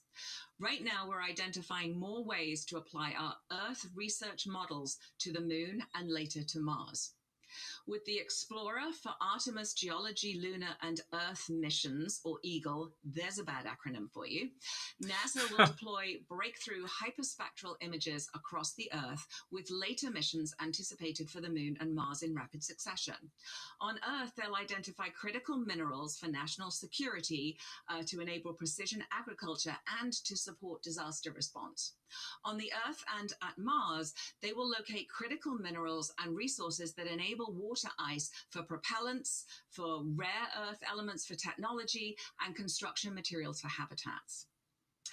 Now, I think it's extremely clear how very proud we are of the work that you all do. And we meet today at a critical moment that will shape humanity's future, and you all have a key part to play. The space industry is growing rapidly and is increasingly present in our daily lives. We are not the only ones interested in the Moon or Mars. Many of the technologies that have the most promise for health and safety of America can only be derived from work done in space, and we cannot afford to fall behind or cede leadership. We must evolve how we explore. We need to move faster, we must look further, and we must do it first. As the administrator has very clearly established, achieving the agency's objectives is imperative for national security. When we stand by our commitments and investments and show the world what we can do, we secure the future of America. The administration's commitment to increasing launch cadence is broader than just Artemis. Not only will the increased tempo of missions provide more opportunities to do more science, but these kinds of bold decisions show us and show the world that we're ready to do what is necessary to execute the missions in the way that only NASA can. In the past year has brought a lot of change for many of us, both inside the agency and in our partner organizations, and of course in the science community. But we're now moving to a phase of clarity and action. We're being asked to examine what we do and how we do it. And this is how we grow together as an agency and as a community. And no matter what challenges we face, we continue to launch groundbreaking missions and conduct history-making science. The future of NASA science is bolder, faster, and more collaborative with commercial, academic, and private partners. Picture experiments done across a network of laboratories distributed throughout the entire solar system. Imagine a vital world of data that is alive, vivid, and easy to access. Our legacy, more than half a century of exploration, your passion, the late nights and the missed holidays, and this country's investment all brought to fruition. When farmers decide when and how to water their crops, the rainfall models and the real-time predictions will be there. When those of you on the Artemis mission planning teams reach for data on lunar topography, radiation, and temperature, it will be there. When a child asks, what would it look like to walk on Mars? Right back at you. Their imagination will come to life before their eyes. And this is extremely relevant now on the eve of Artemis 2. Science is why we're going, and science is what we will do. The moon is a scientific goldmine as we strive to understand planetary formation and the evolution of our solar system and deep space environments. It has the potential to address all of NASA's key science themes and major community science objectives across all disciplines. NASA science is leading the way in characterizing, mapping, and accessing the vital in situ resources required to build up a permanent presence on another planetary body. That wasn't me. From the early robotic lunar missions and through the Apollo era, we built the foundation for understanding the moon's origin, composition, and geologic history. The decades of robotic exploration since have advanced this knowledge with high-resolution mapping, multispectral imaging, and high-precision isotopic analysis, revealing an extreme environment shaped by complex processes. Today, missions like LRO continue to deliver an incredible amount of data, which NASA, industry, and academia use to feed, improve models, maps, and mission planning tools. Small and large landers, rovers, habitats and labs, access to power, and innovative systems like hoppers. This moon base is packed with science opportunities. We are so excited to partner with you to make this a reality. Now, you've heard today about the expansion of the CLIPS program to deliver more assets to the moon, and NASA science is ready to go. CLIPS has already been a great example of how the agency is acknowledging and evolving industry's role and putting a lot of trust in space and science challenges. These missions have already deployed valuable science and tech demos that are allowing us to plan safe and effective robotic and crewed operations on the lunar surface. The Firefly Blue Ghost mission successfully landed and operated 10 experiments for NASA, costing NASA less than a third of the inflation-adjusted cost of a single Surveyor robotic landing mission from the 1960s. And this is how we use our resources more strategically. Love it. The success for Firefly has resulted in a number of awards, including, and I just want to congratulate them on their most recent Robert J. Collier Trophy, the annual award for the greatest achievement in American aeronautics and astronautics. And I'm just going to brag, 5 in a row for NASA Science Collier Trophies.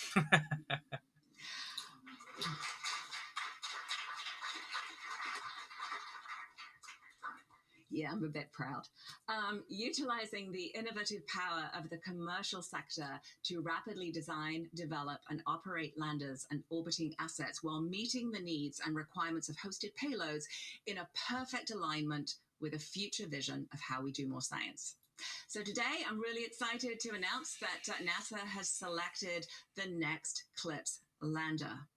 And so with that, congratulations to Intuitive Machines, Hey. who will deliver 7 NASA-sponsored payloads to the Moon's South Polar region.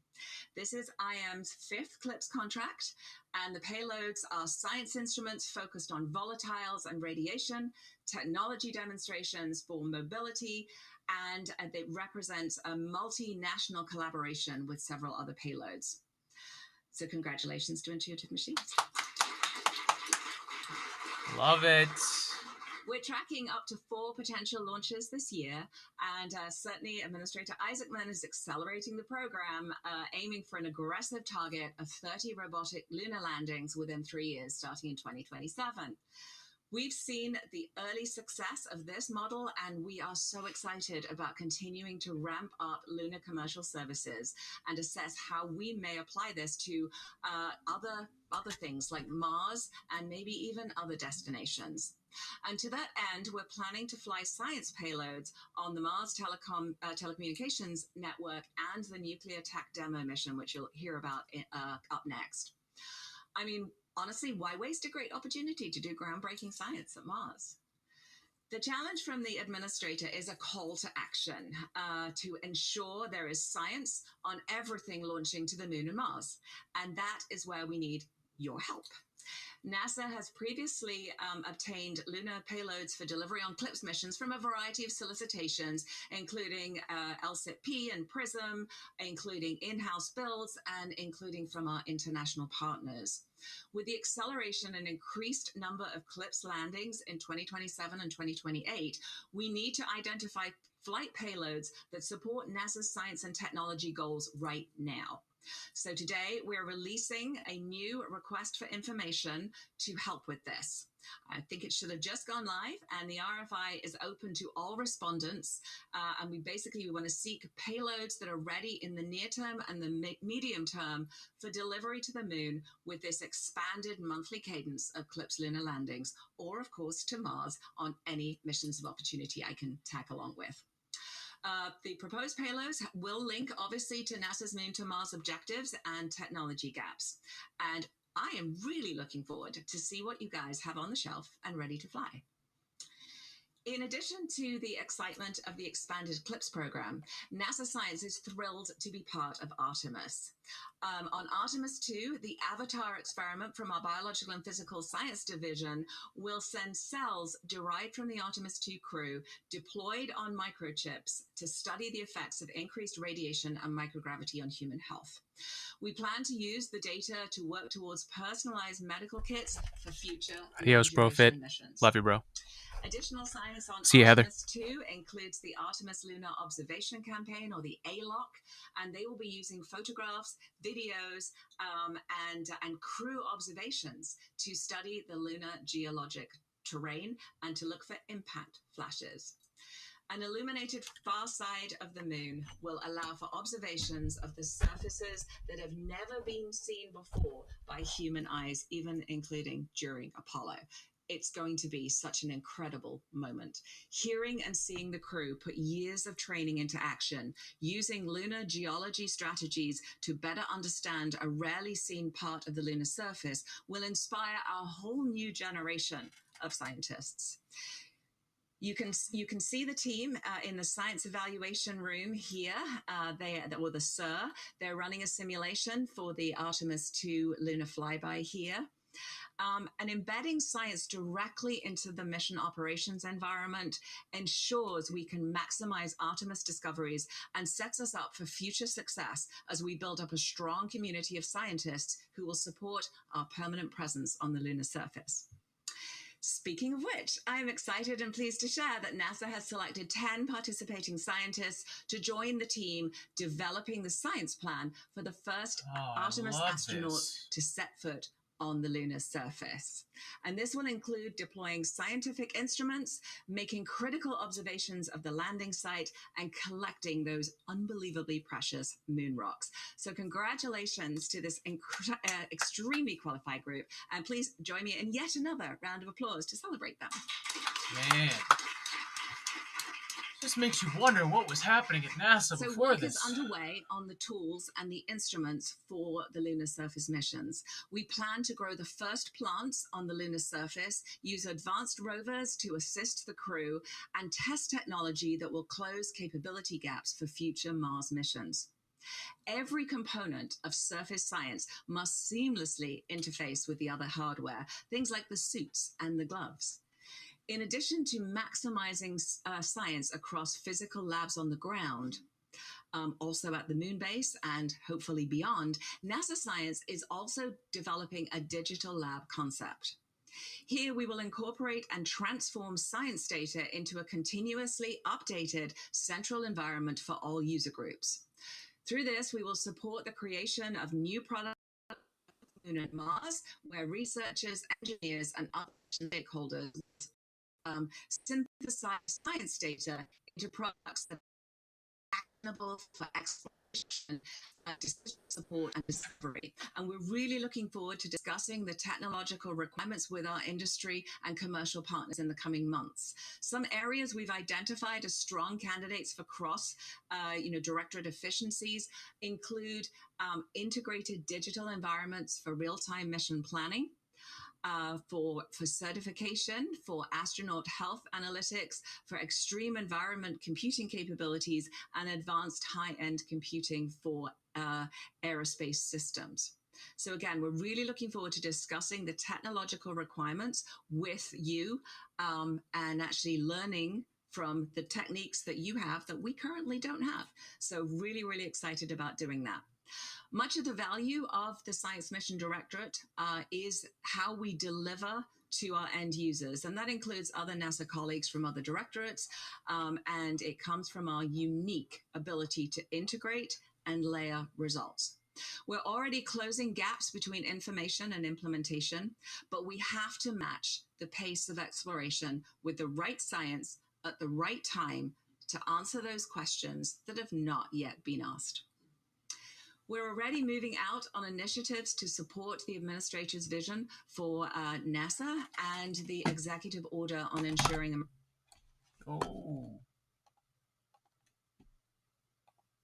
the next missions upon which the next of discoveries and science careers will be built.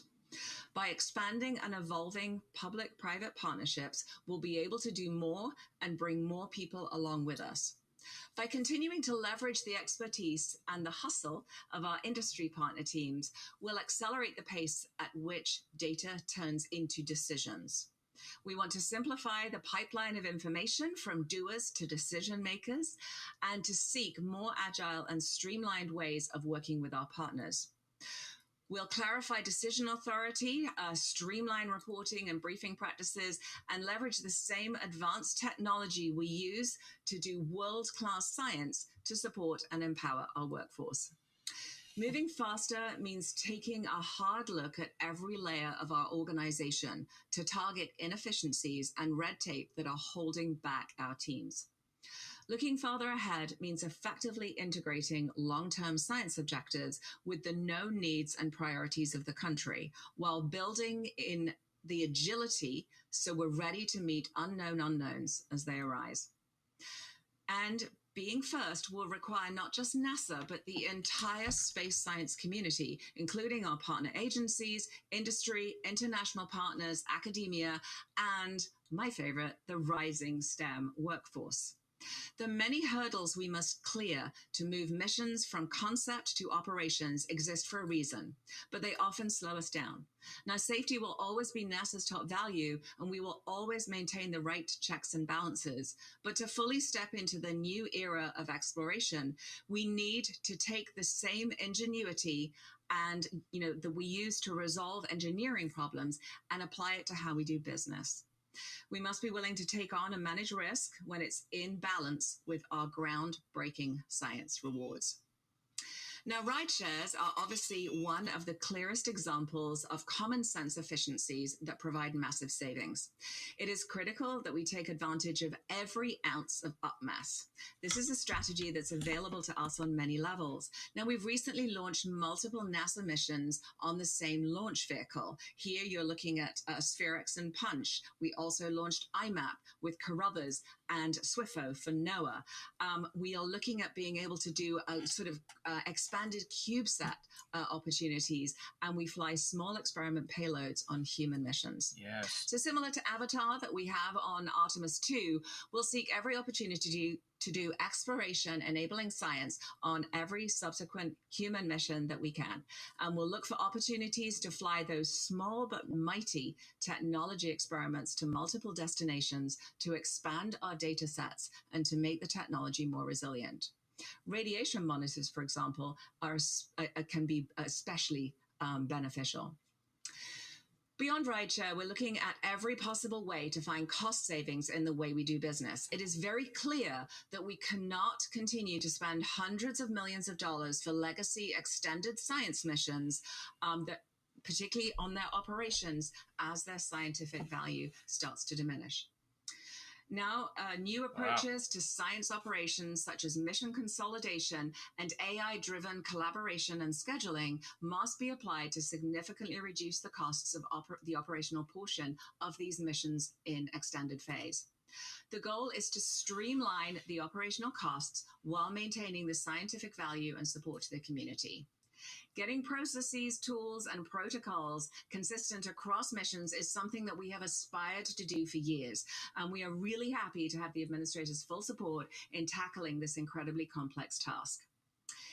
The agency's science portfolio is strategically designed to deliver the highest scientific impact with the available resources. The long-term trajectory is balanced with the extremely practical near-term priorities of the nation. We must maintain focus on addressing the needs that only NASA is equipped to meet. In addition to doing more science, we want to achieve it faster. And so SMD is investigating how to hone our acquisition approach while ensuring observation and preservation of NASA's core competencies. We will leverage NASA center expertise and streamline our procurement to facilitate broader commercial involvement. Tomorrow, we're going to host a discussion on how we hope to achieve this. We're investigating a new strategy for competitive PI-led missions that really do address our strategic science and exploration goals. The priority will always be given to the best science per dollar return. But we want the community to be thinking about how low-cost assets can enable science, how science-grade instruments can be flown on commercial platforms, and how basically we can get more shots on goal. This is an area where we're looking at extending the CLIPS style approach in alignment with the administrator's priority to launch faster and in a more efficient way. We're also applying lessons learned from across our portfolio. For example, I mentioned already the Earth Science Ventures program. Now, they have an expedited one-step proposal process, and we're going to apply that model to this year's astrophysics solicitation for a small explorer, or a SMEX mission. Community announcement actually came out yesterday on this, and this will result in a much shorter time for missions to get to launch, and we hope also level the playing field for smaller institutions who may not have had the resources to compete in the more process-heavy mission solicitations. We're also going to discuss this tomorrow. We've got a lot to discuss tomorrow, and we're very excited to get your feedback on this streamlined approach. NASA Science is the vanguard for the country's advanced technology strategy. We are responsible for driving the most cutting-edge missions to answer the most ambitious questions so that human curiosity, technology, and industry can build on our achievements. NASA sets the standard. We go first. We confront the hardest risks, and we define the frontier that industry builds upon, scaling up what we've proven to be possible. Increasingly now, we're seeing industry pushing themselves farther and doing first of its kind work as well. As our partners expand what is possible commercially, NASA can turn its focus to what is possible for humanity. The audacious questions and challenges that no market alone would take on, but that NASA can unite a nation to pursue.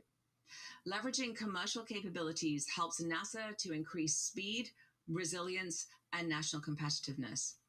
This interplay between public responsibility and private efficiency is one of the greatest strengths of the American model. As we look at our processes, we're working to bring industry in earlier. And so to that end, we are releasing another RFI for commercially owned and operated microwave radiometer capability to fly in formation with a NASA Earth observation fleet called Falcon. We believe there are commercial approaches to augment this fleet that increase efficiency and reduce time to science. And that is, including data buys, co-funded technology developments, many other ideas that you may have. And through this RFI, we hope to understand the interest from industry. Now, this is an Earth science mission, but this capability will also be applicable to exploration of other bodies. Mm-hmm. On Earth, the Falcon fleet will study the complex relationship between clouds and aerosols in orbit at Mars and at the Moon. This capability can support a wide variety of objectives, including site selection, operational risk and hazard assessment, and all-weather operational decision-making. Initiatives like this allow us to build the strategic infrastructure for America's space future.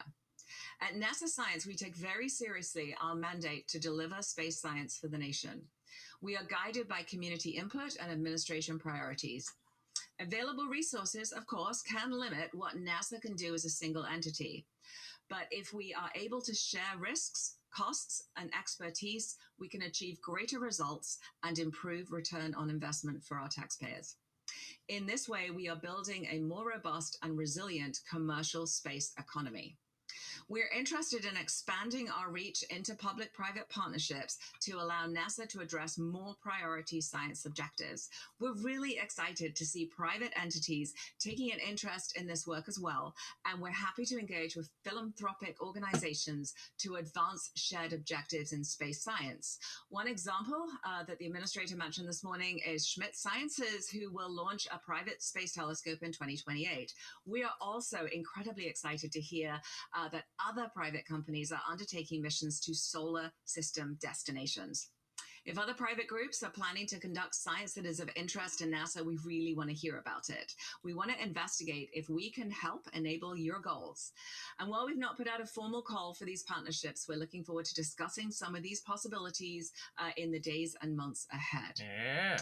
Now, my most fun action I've had recently was when the administrator asked me to suggest some exciting mission concepts which are not possible within the scope of our current budget, but are of great interest to the nation, to the world, and would be right for such partnerships. One area that is of extreme interest to everyone is planetary defense. And this was exemplified recently by a visit from an interstellar comet. And here I am unashamedly also bragging about the power of the NASA fleet. Upon detection from the NASA-funded Atlas Survey telescope in Chile in July of 2025, NASA quickly formed a multi-pronged plan to learn as much information as possible during the short window of the comet's visit, involving more than a dozen NASA missions across multiple scientific disciplines and with all of our international partners and ground-based observatories. Now, next year, we plan to launch the Near-Earth Object, or NEO Surveyor. It's an infrared space telescope specifically designed to detect and characterize large numbers of asteroids and comets that are potentially hazardous to Earth. But clearly, simply detecting these asteroids may not be enough.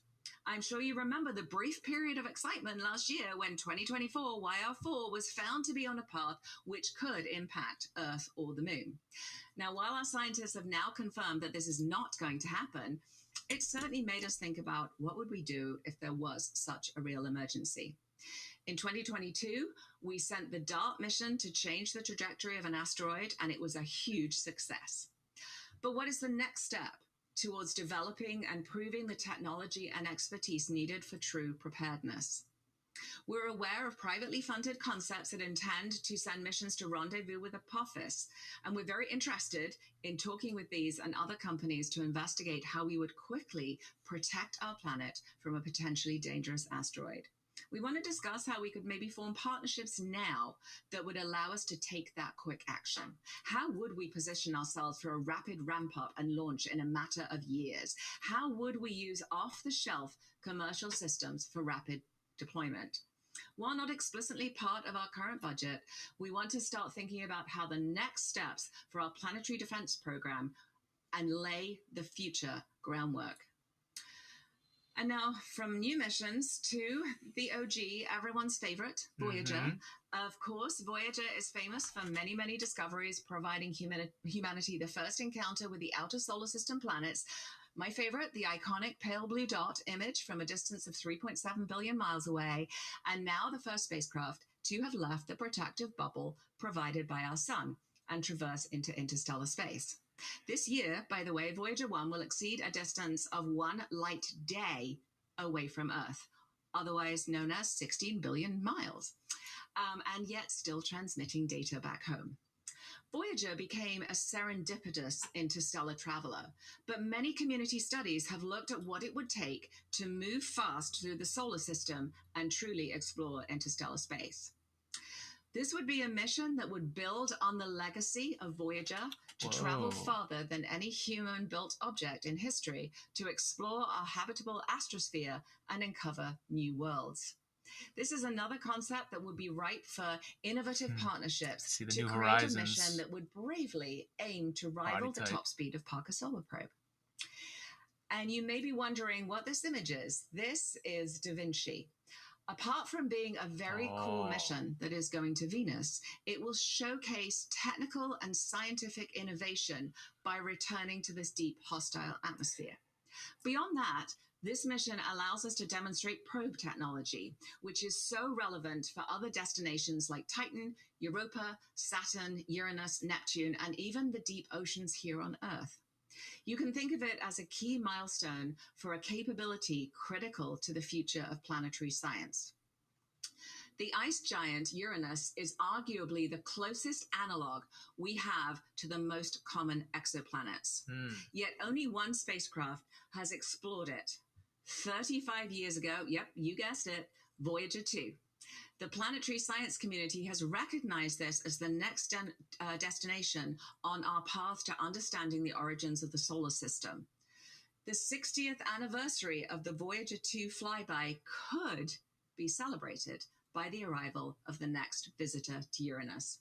But we would need your help to make that happen. Building on the decadal mission concept and the technology from the Da Vinci probe, who wants to join us to enable a Uranus orbiter and probe? These are just a few examples of the big swings we could potentially take together in partnership with philanthropic organizations, private companies, and our international partners. We're extremely excited to hear from you tomorrow and in the conversations that follow. What are the concepts you're interested in bringing to life, and what other ideas at this scale do you have?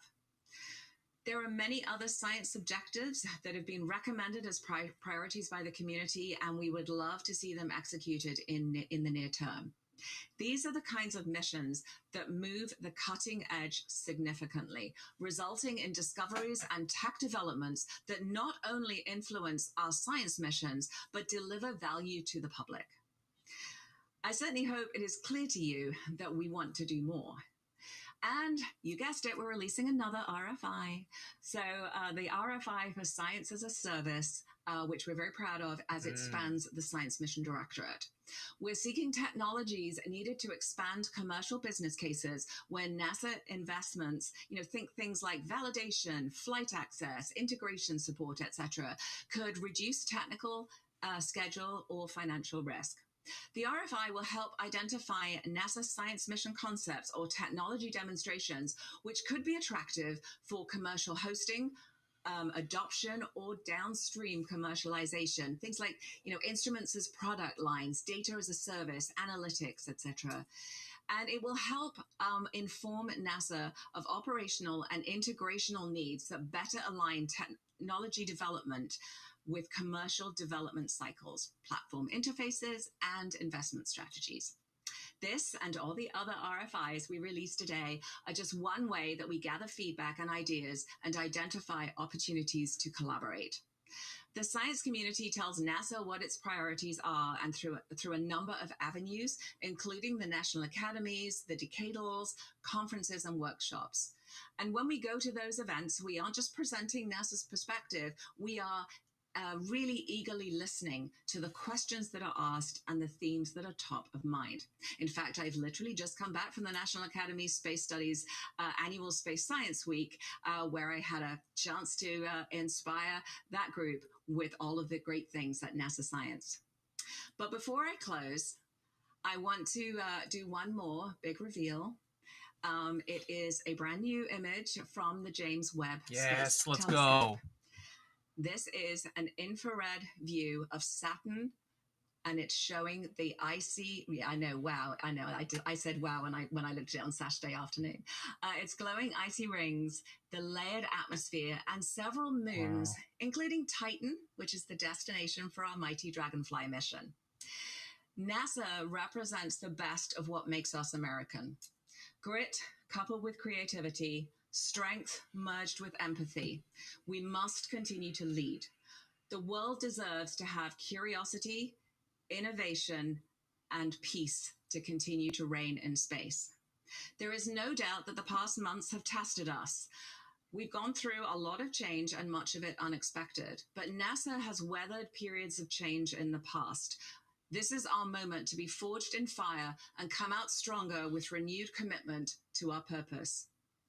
What I have laid out here today is a compass. It's a shared direction for how we think, how we operate, and how we lead the world in space.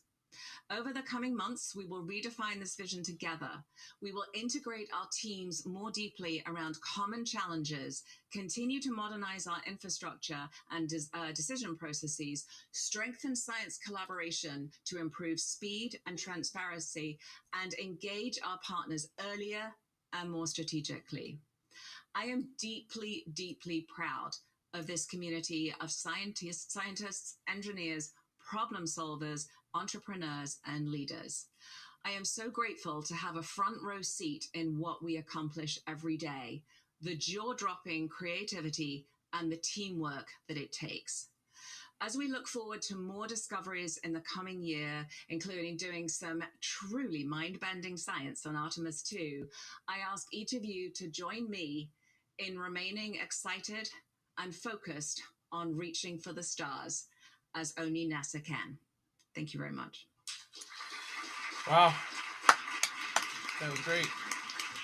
And once again, we're going to break for 10 minutes, so we will see you back in here then. This is a very serious endeavor. This is absolutely a test flight. That'll be the first time we'll have 4 crew members seeing the far side of the moon together. We're at the point now. Oh my God, folks. This is absolute insanity. Never would I have expected to have all of this time with NASA talking to us, sharing what they could do. I mean, this is literally unheard of, but yet here we are. So we've got 10 minutes. I've got some notes here.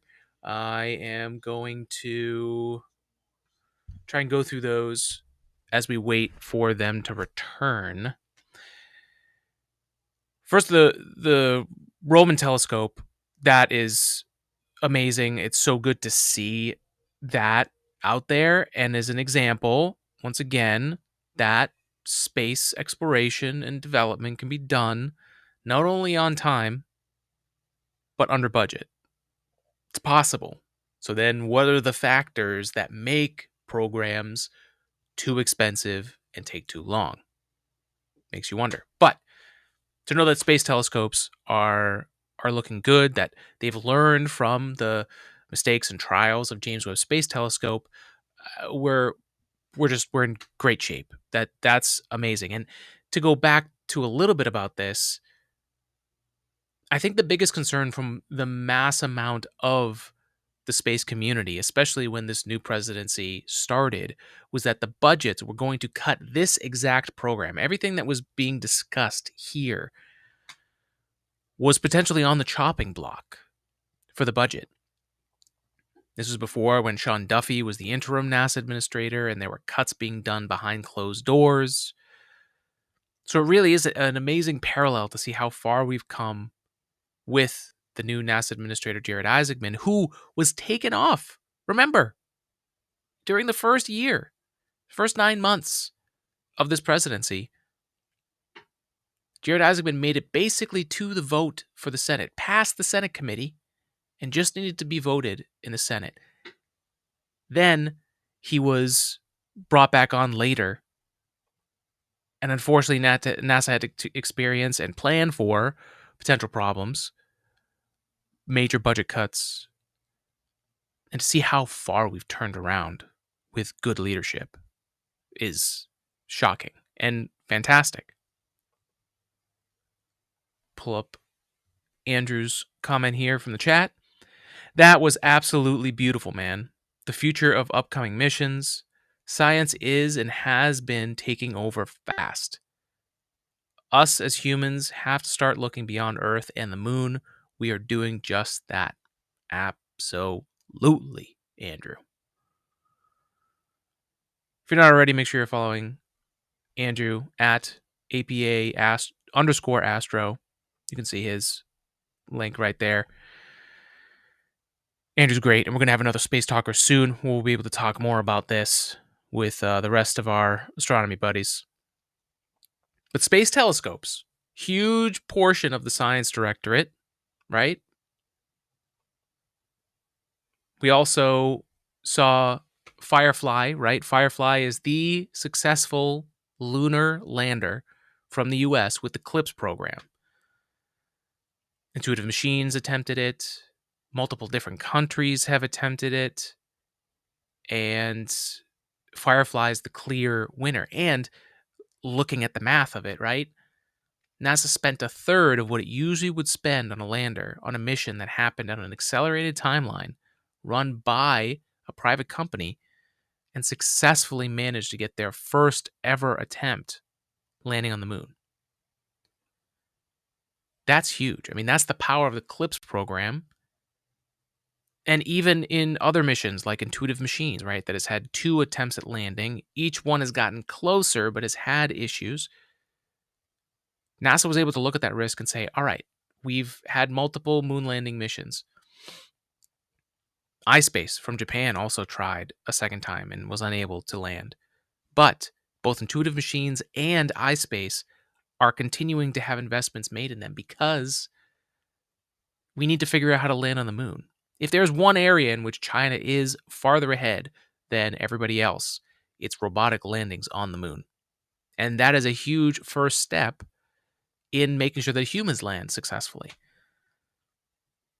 And when we're talking about the balance of how much work needs to be done in order to achieve that 10-year Artemis plan, 2036, where we have, multiple rovers and landed habitats, and we're starting to manufacture and 3D print on the lunar surface and all of that stuff, it's going to require many attempts at launching and landing. Again, back to the maker mindset and rethinking failure. And instead of trying, it's again, I was very angsty when I first started this podcast, trying to understand why the industry was going about it the way they were going about it.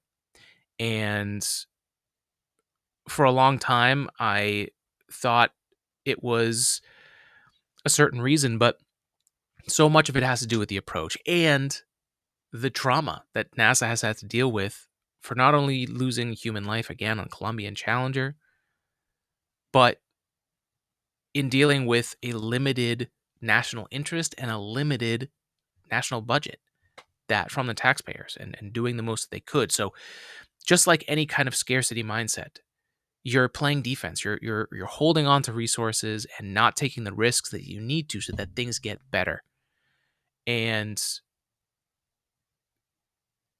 so when you've got multiple moon missions and you've got one out of, let's say, 3 of those missions, right, that landed successfully on the moon, you still spent the same amount as one mission, and now 2 to 3 companies have experience at the moon and one was successful. So now you can spend the most money on the one that was successful. Intuitive Machines, even though they didn't successfully land, they got real close, and we just found out they were awarded a new contract. So that's tremendous. 2 American companies continuing to get funding from NASA for future missions because we're going to need a lot of landers for this whole thing to happen. And the other thing that was very well said, well, first of all, let's talk about the speech writing. I, I mean, it's like overnight, NASA got deep, and I mean, even the frames that they're using with the camera, the way they're setting up the shots, the way that they're communicating has lifted tremendously. I mean, it really can't be understated that NASA is improving in so many different areas. And one of the things that you could argue was the most difficult thing for them was making it interesting. It felt so dry. It felt very, this is nothing against public access television, but it felt very rough and cheap. Like they just didn't have the resources to tell people about what was happening at NASA. And in today's world, you need to be able to. You need to be able to communicate, especially online. And NASA's transformation is unbelievable. So, and then the speech writing, it just feels like it's at another level, especially the last speaker. I mean, she's been doing a great job for many, many years. Let me pull up her name here.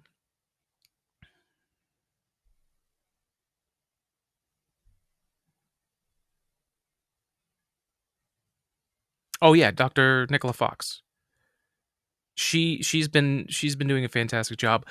Was the coverage of 3i Atlas and even the use of the NASA fleet a bit of a stretch? Yes. Like the broadcast that they had for the 3i Atlas mission after being in a government shutdown and us not being able to use any of that stuff. Like, uh, again, thinking back to that was an example of NASA struggling and only playing defense, taking no shots on goal, as they continue to say.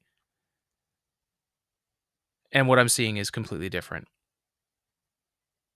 Now, NASA, for good reason, is going to talk up the fact that we have this fleet of spacecraft across the solar system that was able to turn and take data and images of 3i Atlas. It's not enough. And that's what I love that I'm hearing the admission of this out loud by the NASA leadership. They want to do more. We just heard of string of missions that they would love to do if they had the funding, that they probably don't. So instead of letting it get cut behind closed doors, they're saying, here's what we have. Here's what we'd love to do.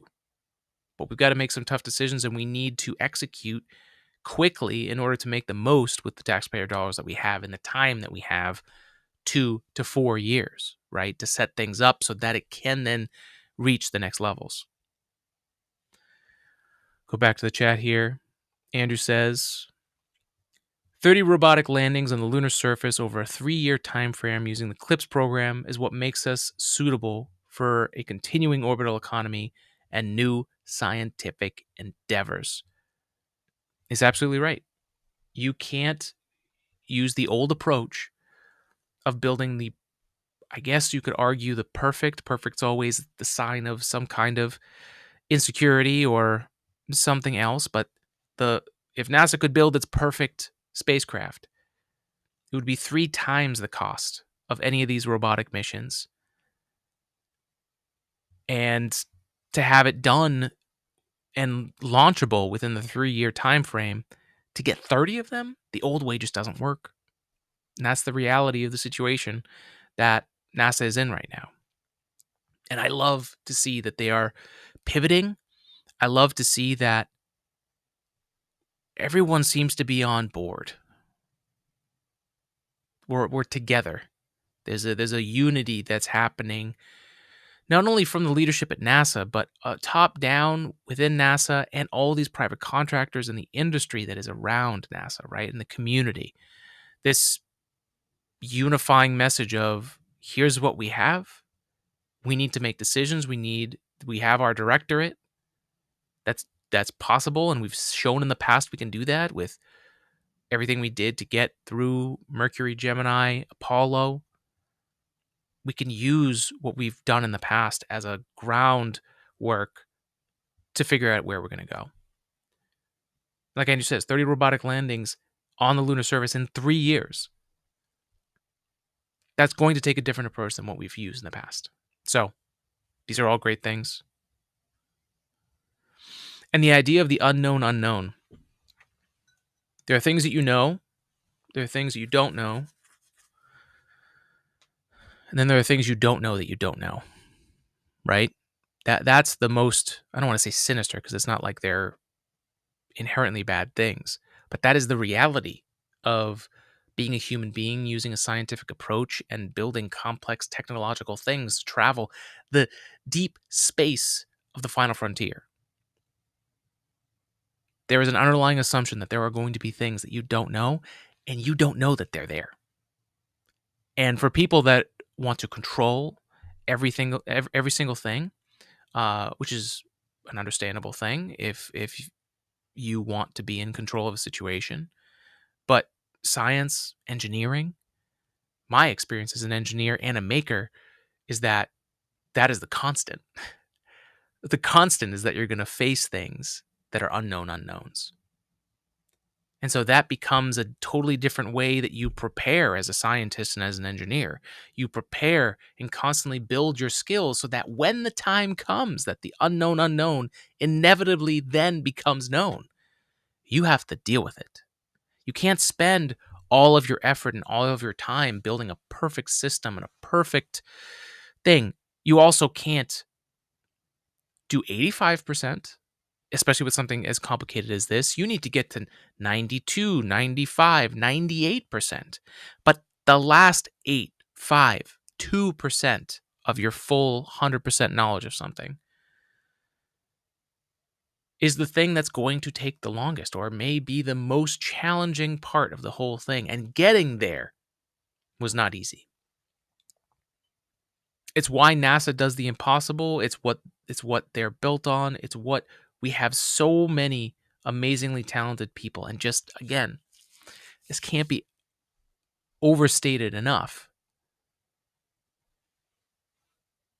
We're seeing them all get together. These are great times in that respect, and I really, really can't wait to see what happens next. I think we have one more speaker. I can't believe we've been streaming all day. This is insanity and also awesome at the same time. I'm going to take a quick break, turn my video off, and I'm going to throw the background back on for 5 minutes. We will be right back. Thank you for being with us. We'll be back for the last speaker for NASA's moon plan and NASA ignition.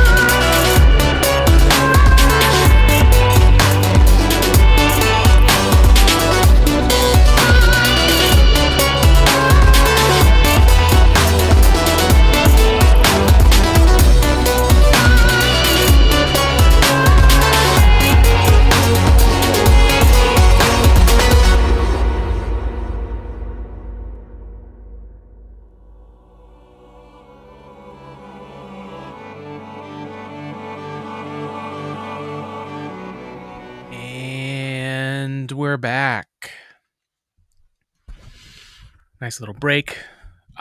I don't think I've ever streamed this long before. I've been streaming all day, and it's awesome. I mean, it's all great stuff. This feels like going to a conference. Honestly, this is a lot what that kind of schedule is like. But this is a conference for all of America. It's kind of crazy what we're having right here. We have not gotten access to this type. If this was happening, if these kind of speeches and conversations were happening behind closed doors or in closed settings to contractors and fellow NASA employees, we weren't seeing it. And now we are. And just grateful that NASA is rising to the challenge that we need NASA and the American space program to rise to if we're going to go back to the moon. And more importantly, build deep space habitats and keep human beings going there and conducting science and improving technology so that we can do more, go to Mars eventually, and travel space and develop more. So, I mean, it's been so good. Yeah, Andrew, you are, you nailed it on the day off, buddy. This is the perfect day off choice. I didn't even know this was going to be as intense as it was going to be. So I'm just ecstatic that life circumstances happened, that I'm able to, this year, after podcasting for 12 years, waiting for a moment like this, it takes me losing my daytime job due to a bankruptcy at the company in order for me to be here and be able to cover this as it happens. I mean, this is the next great space adventure, and it's happening literally right now. So I'm just super grateful to be here, and I'm glad you're here too. What a day so far. Can't get over it. All right, let's do a 3D printing check-in. So like I was saying before, Project Hail Mary, if you haven't seen it, go see it. Not an ad. But they have, I'll show you this here. Oh, now I'm in the way. They have a 3D model that's available for download that we are 3D printing right now. Just going to pull up. So I use Raspberry Pi to basically run a server for my 3D printer, and then I upload jobs and have a video camera, a web camera, that takes time-lapse images as it prints. It also has a live feed. So I'm going to pull that up right now. And I'll show you where we're on the print.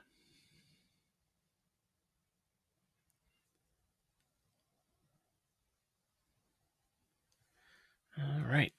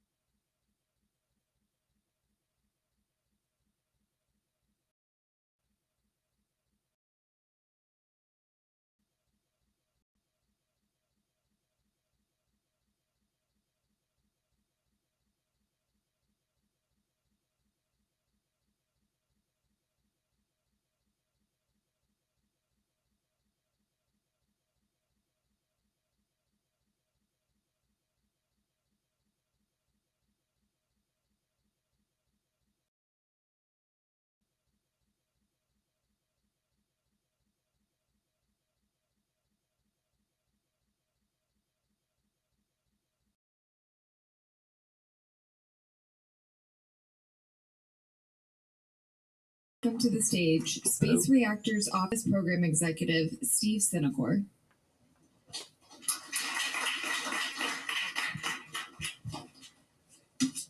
All right, good afternoon, everyone. So I want to start by acknowledging the incredible graphics team who put that inspiring video together.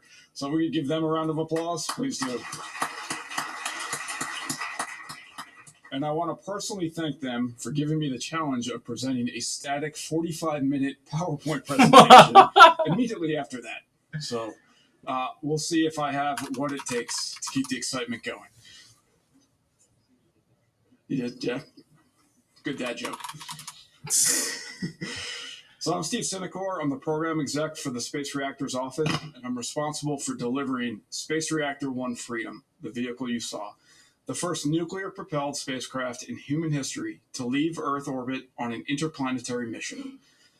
As Administrator Isaacman announced, the nation is getting underway in space on nuclear power, and we will start by flying a nuclear electric propulsion demo to Mars in December 2028 that will deliver an extraordinary science payload in Skyfall. This effort will catalyze a sustained cadence of space nuclear missions that will power the future of American space exploration. And today, I'll walk you through why we use space nuclear power, how we do it, and who will make it. Next slide, please. Oh, we're already there. Let's start with the basics. Nuclear power in space does not just enhance deep space exploration, it enables it. Through increased energy density, nuclear power will keep lunar bases operating through the 14-day, 354-hour night. It will power the missions on the surface of Mars, where without it, the alternative is football fields of solar panels that will be ineffective during dust storms. And nuclear power provides the continuous, reliable, and plentiful energy that will enable surface manufacturing and the ability to make propellant on Mars that brings crews home.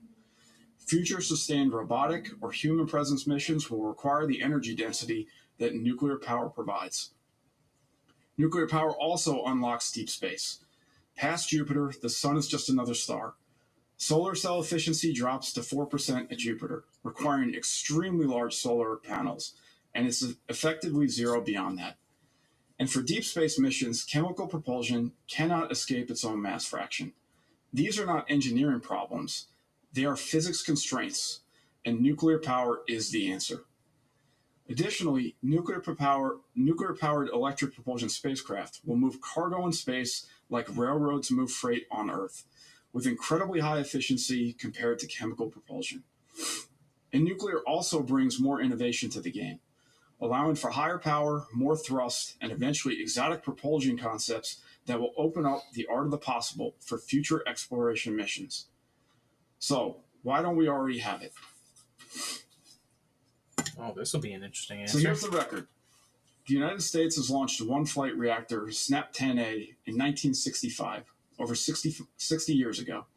Since then, more than a dozen flight programs have been attempted and over $20 billion spent to date.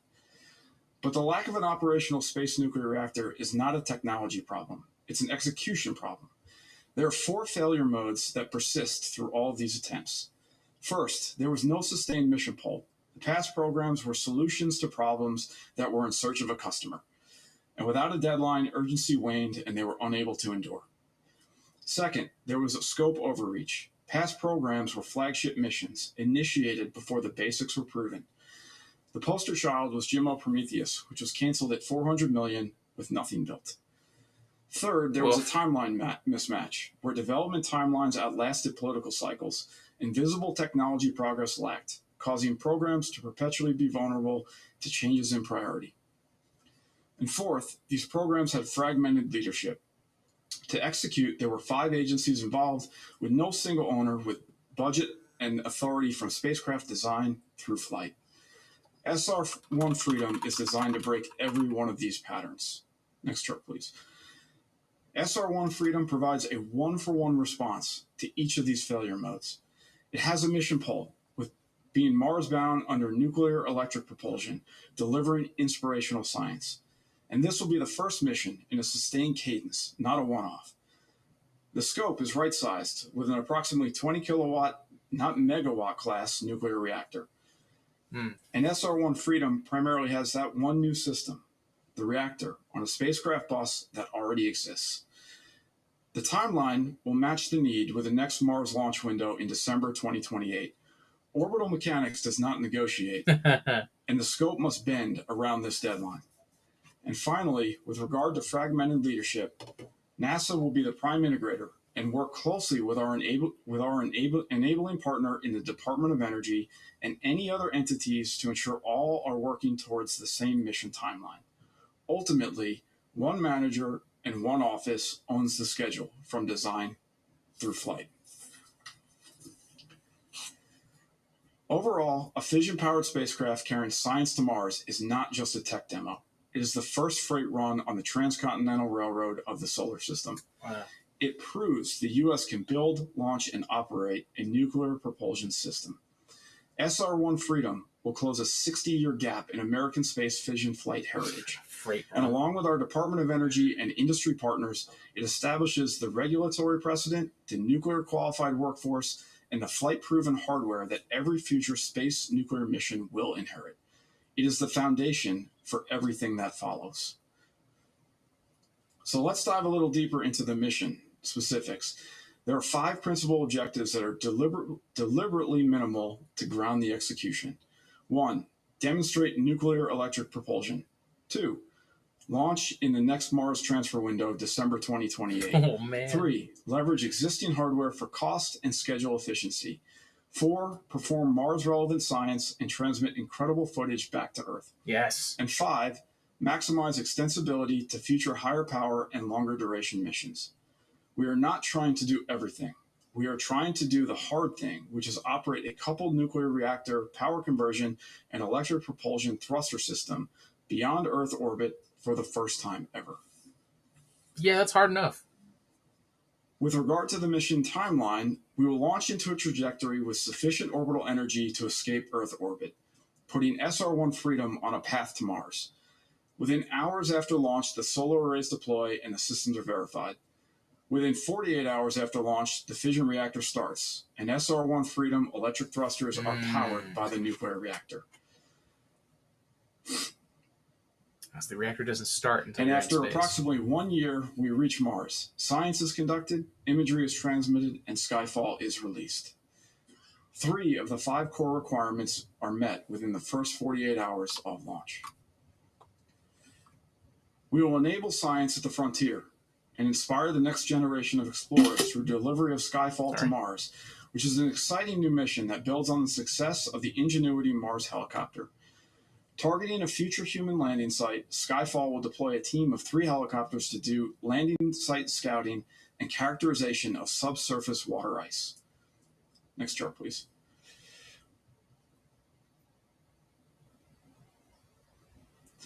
After separating from SR-1 Freedom, the entry capsule enters the Martian atmosphere at hypersonic speeds, greater than Mach 5, slowing to approximately Mach 2. Next, a supersonic parachute deploys to slow the capsule further.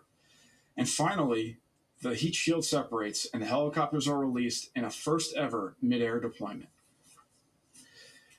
The Skyfall helicopters will carry cameras and ground-penetrating radar to scout a future landing site to understand the slopes and hazards for human-scale landers.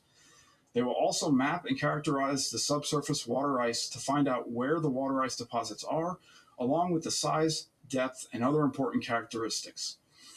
In addition to this incredible mission, we're going to explore other opportunities, such as student-led science payloads, to further engage the next generation directly.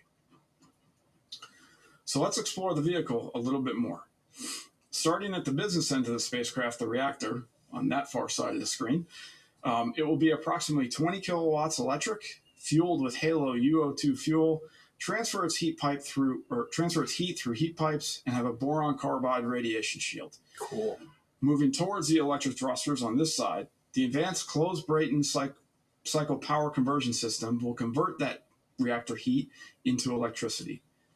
Moving further along the boom, which is required for separating the reactor from the spacecraft bus electronics, the large structure you see is the heat rejection system, which are high-performance, lightweight composite titanium and titanium radiators.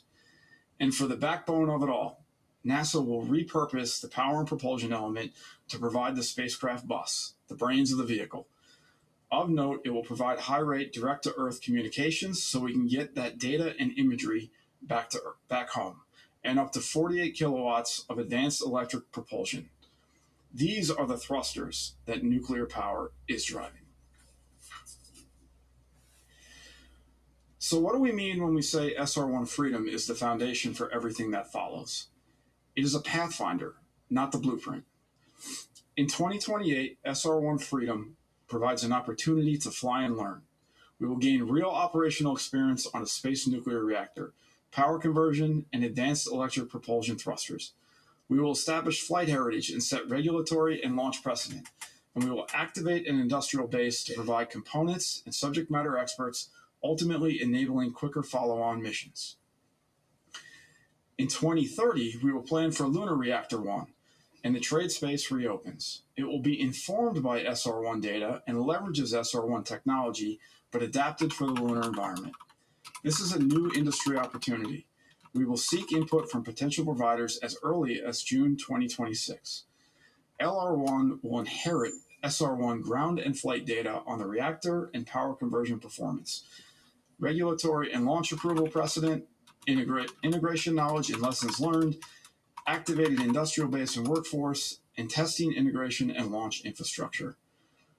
What design space reopens for LR1 will be the reactor size and power conversion, surface thermal rejection architecture, landing loads, dust tolerance, surface ops, balance of plant optimization, and industry competition for build and delivery. And with fast follower missions, the door opens wider. We will put RFIs and RFPs on the street for providers to compete on design and cost studies and hardware development. This is the pathway from government-led demonstration to commercially built systems. And then in the 2030s, we will scale up and move into production. We are talking hundreds of kilowatts to megawatt class reactors for all nuclear applications. Higher power missions to the moon, human missions to Mars, with commercial participation and repeatable production. Overall, industry, in partnership with NASA and the Department of Energy, will power the build of SR1 Freedom. Industry builds the major reactor and spacecraft subsystems, shielding, heat transfer, power conversion, heat rejection, and instrumentation and controls. NASA provides the spacecraft bus with the electric propulsion thrusters, power management and distribution, spacecraft structure, mission integration and operations, system integration and test, and launch. The Department of Energy provides the reactor design and integration, nuclear fuel, and launch safety analysis. And as the pictures show, a lot of hardware exists or is in development across every major subsystem, making this achievable. But make no mistake, this is not a government research and development project. This is an American industrial campaign that provides the parts and expertise needed to implement SR1 Freedom and build the foundation for the future. Now let's talk a little bit about notional timeline. The SR1 Freedom schedule needs to be aggressive, with significant activities occurring at NASA, the Department of Energy, and in industry.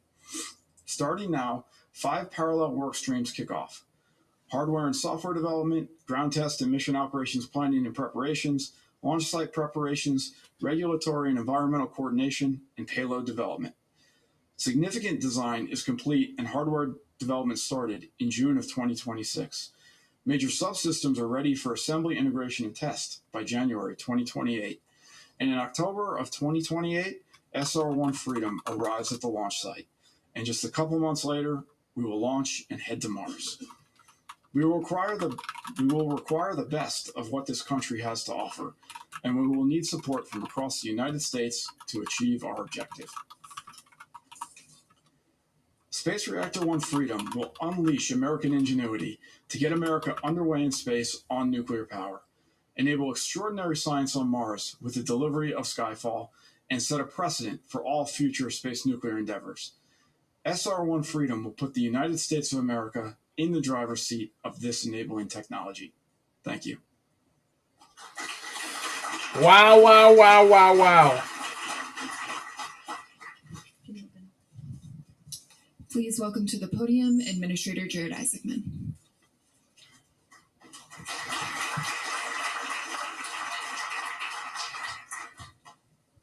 Okay. Quite a day, huh? Mm-hmm.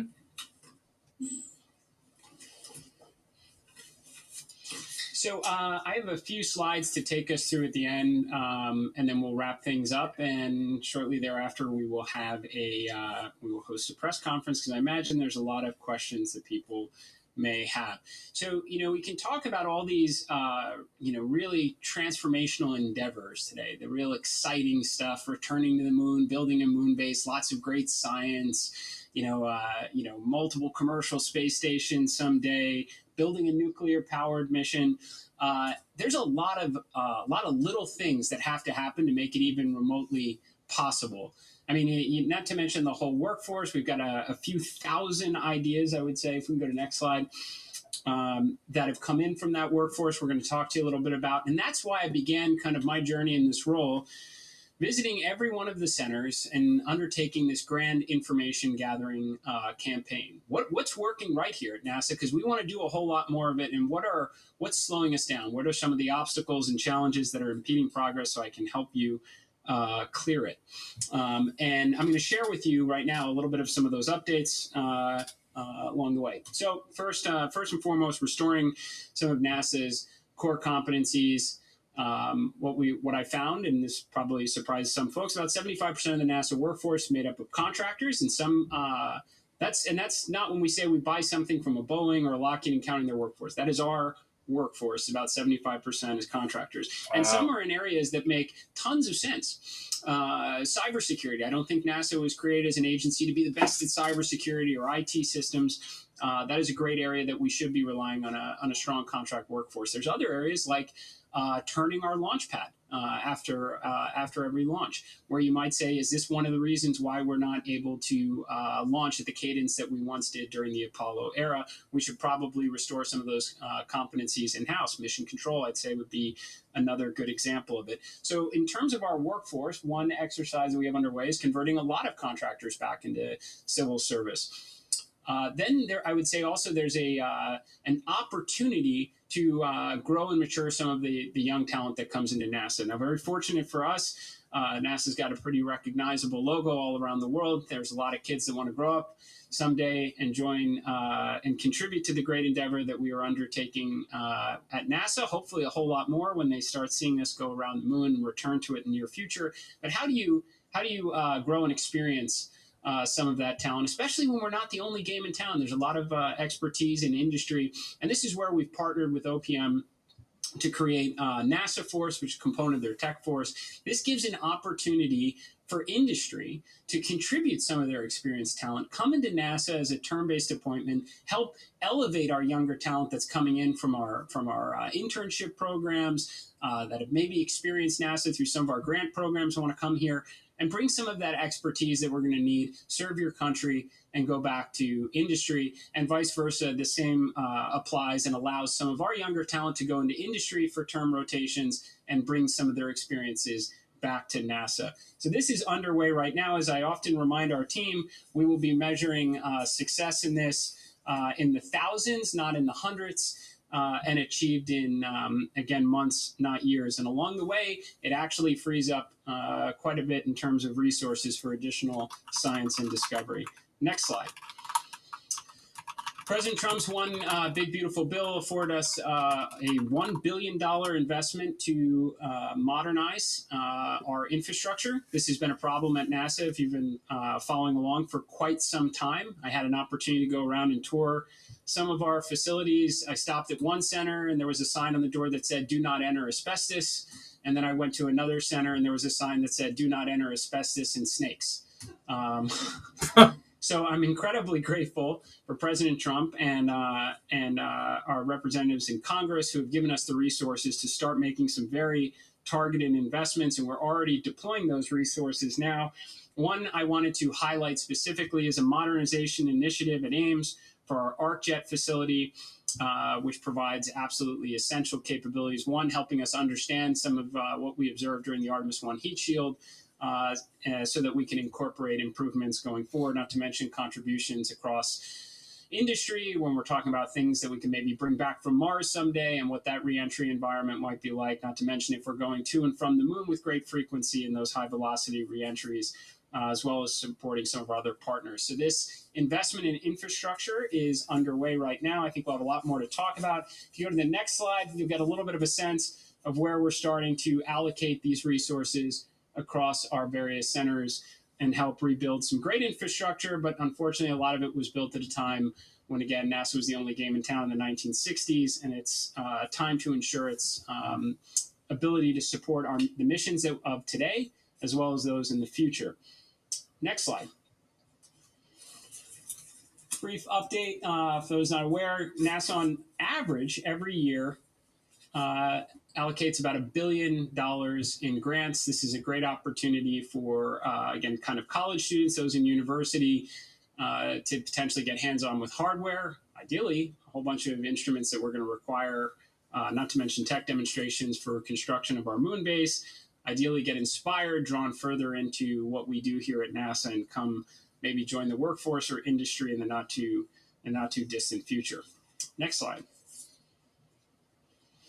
So this is what I was referring to early on. You know, you go and you visit every one of the centers, host a lot of town halls, kind of you can hear directly from the workforce. Again, a lot of things that are working really well. We've tried to incorporate that as we evolve our strategy. Things that are not working well, do you want to learn from, fix, better to, so you can better enable our very talented workforce. But in addition to that, we've set up a number of opportunities to submit information back to NASA, one of which is just a simple suggestion box.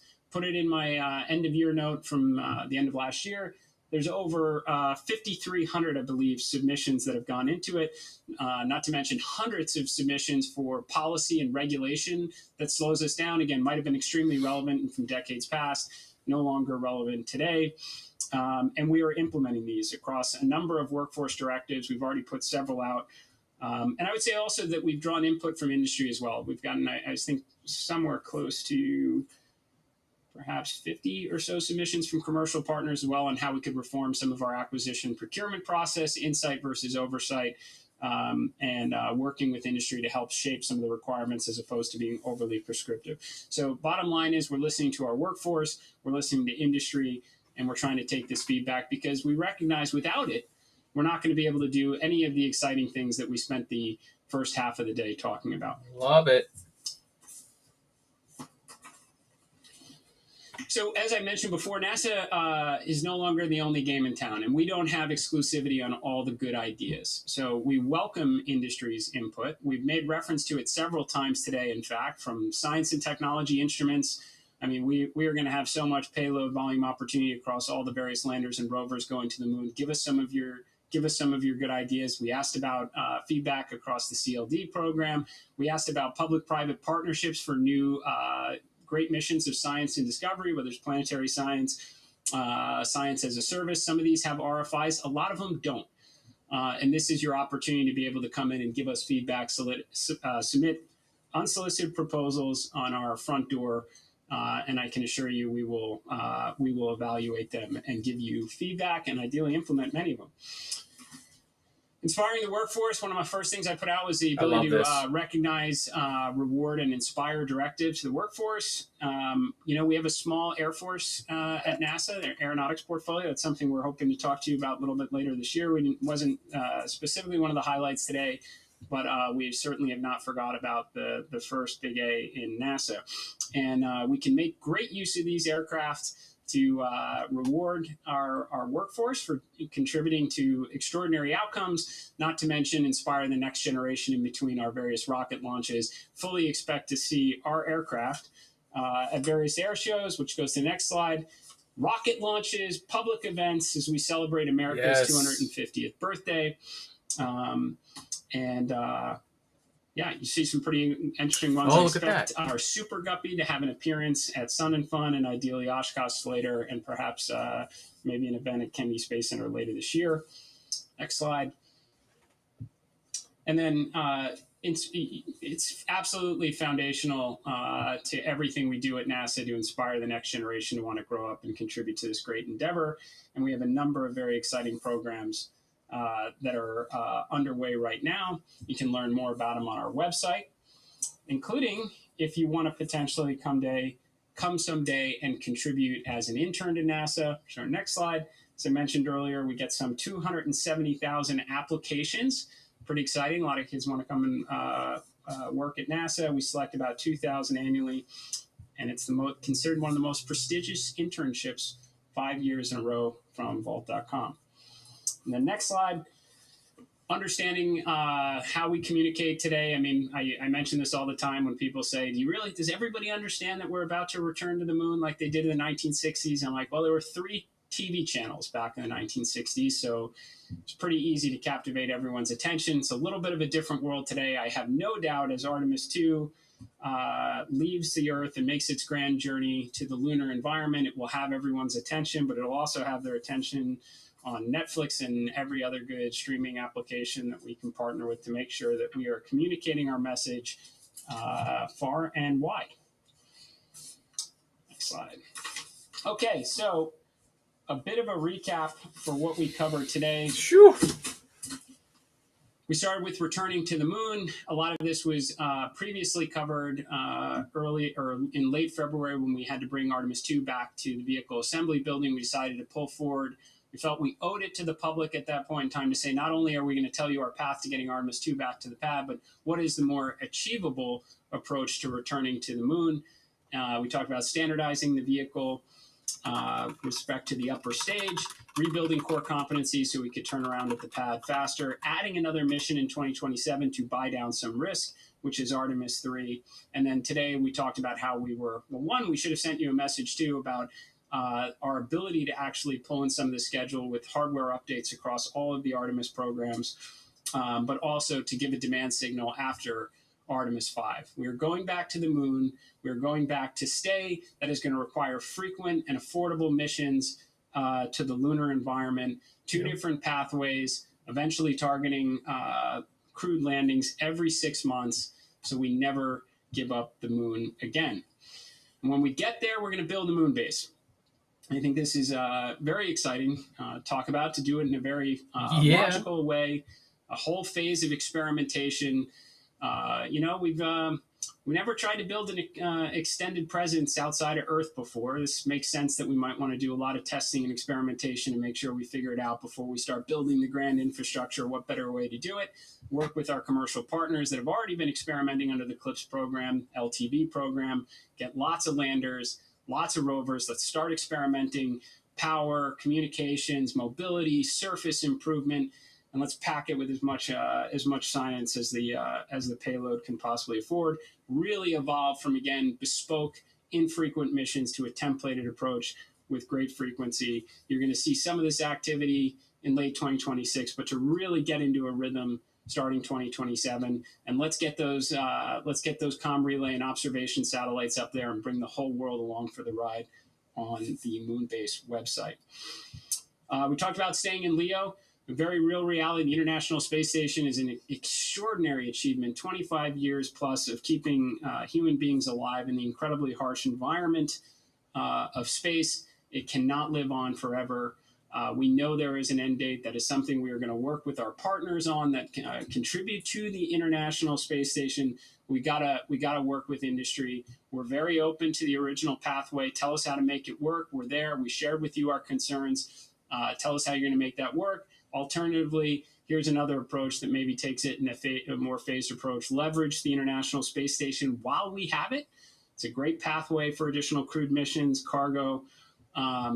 We have the kind of the operational and technical maturity already to help industry evolve until such time as the market that we all know is inevitable will be realized, detach away, and hopefully we're all living in a world with multiple space stations. We have to do something to help in that regard.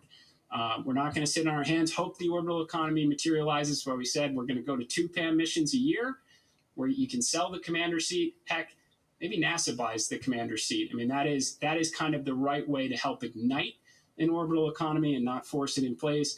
Any of the research that has the high commercial potential, if we don't already have it in our pipeline, People were discouraged of giving the good ideas, the pharmaceutical capabilities that are gonna cure cancer or change the world. 3D printing organs. I don't know what it is. We got a front door website that was just a couple slides earlier. Submit the good idea. We want to hear it.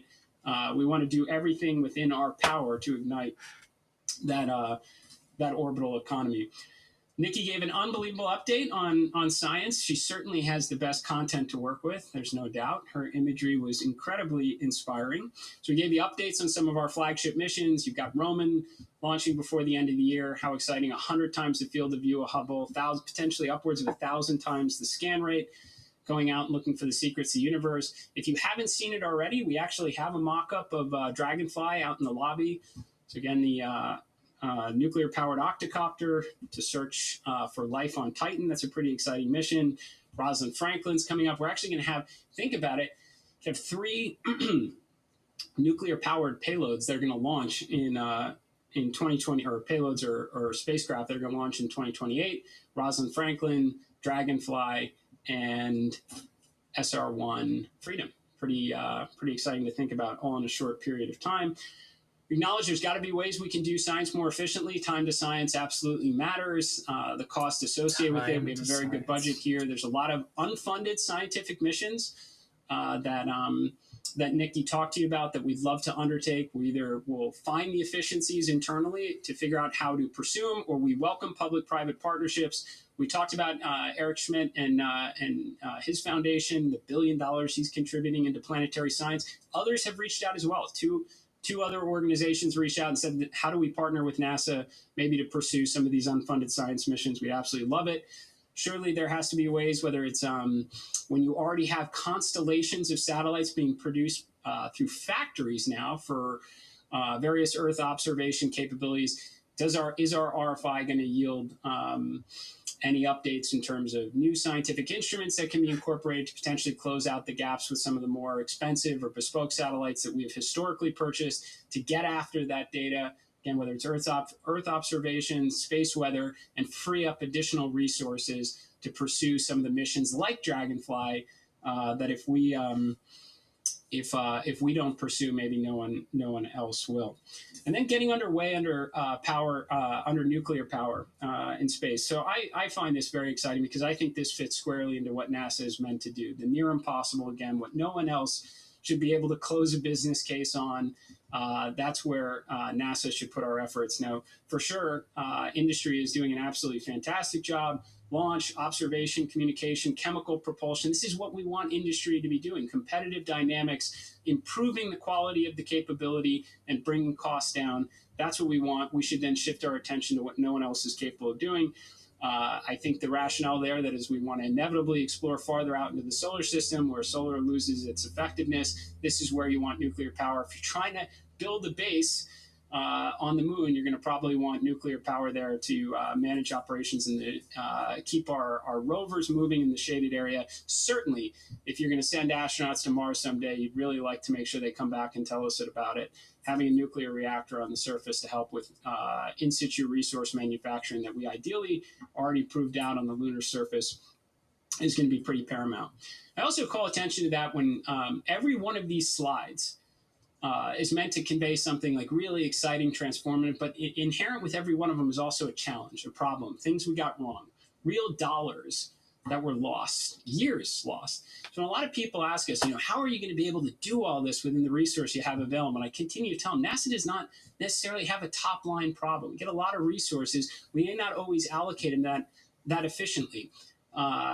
Steve talked about SR1. One of the first slides says we've spent $20 billion on dozens of failed nuclear power and propulsion initiatives.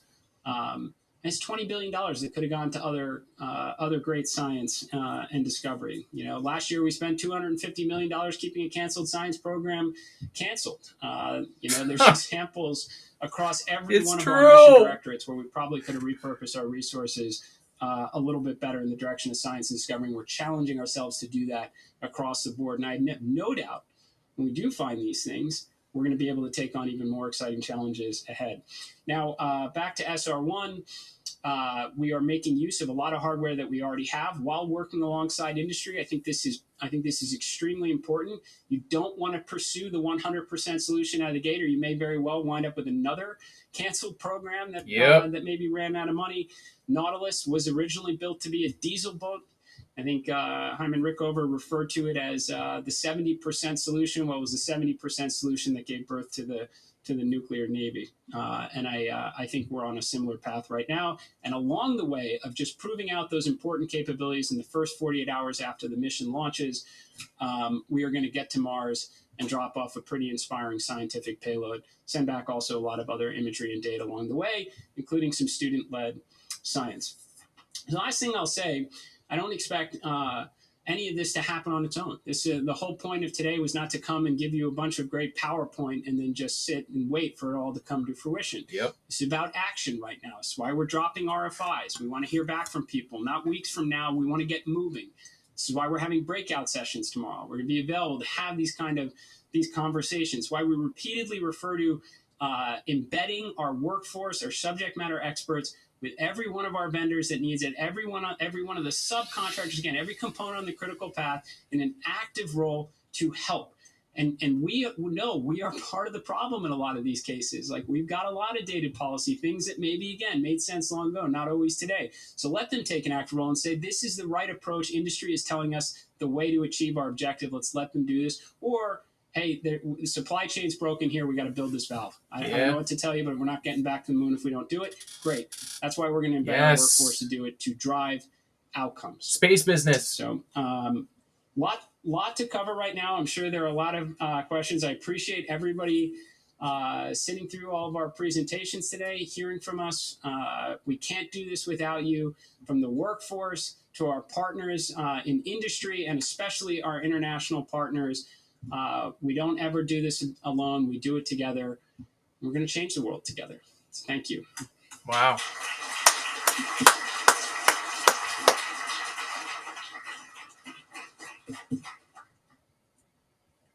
This is insanity, man. Heather, you made it just in time for Jared to close out. But oh my God, the speeches today have been incredible. Heather, make sure to check this back. This has been a really amazing day for NASA and just the overall space program. All right, let's go through the notes. I have a few thoughts. That I can share. No, that's not what I want. This one? Yeah, sure. We'll do this one. Okay, so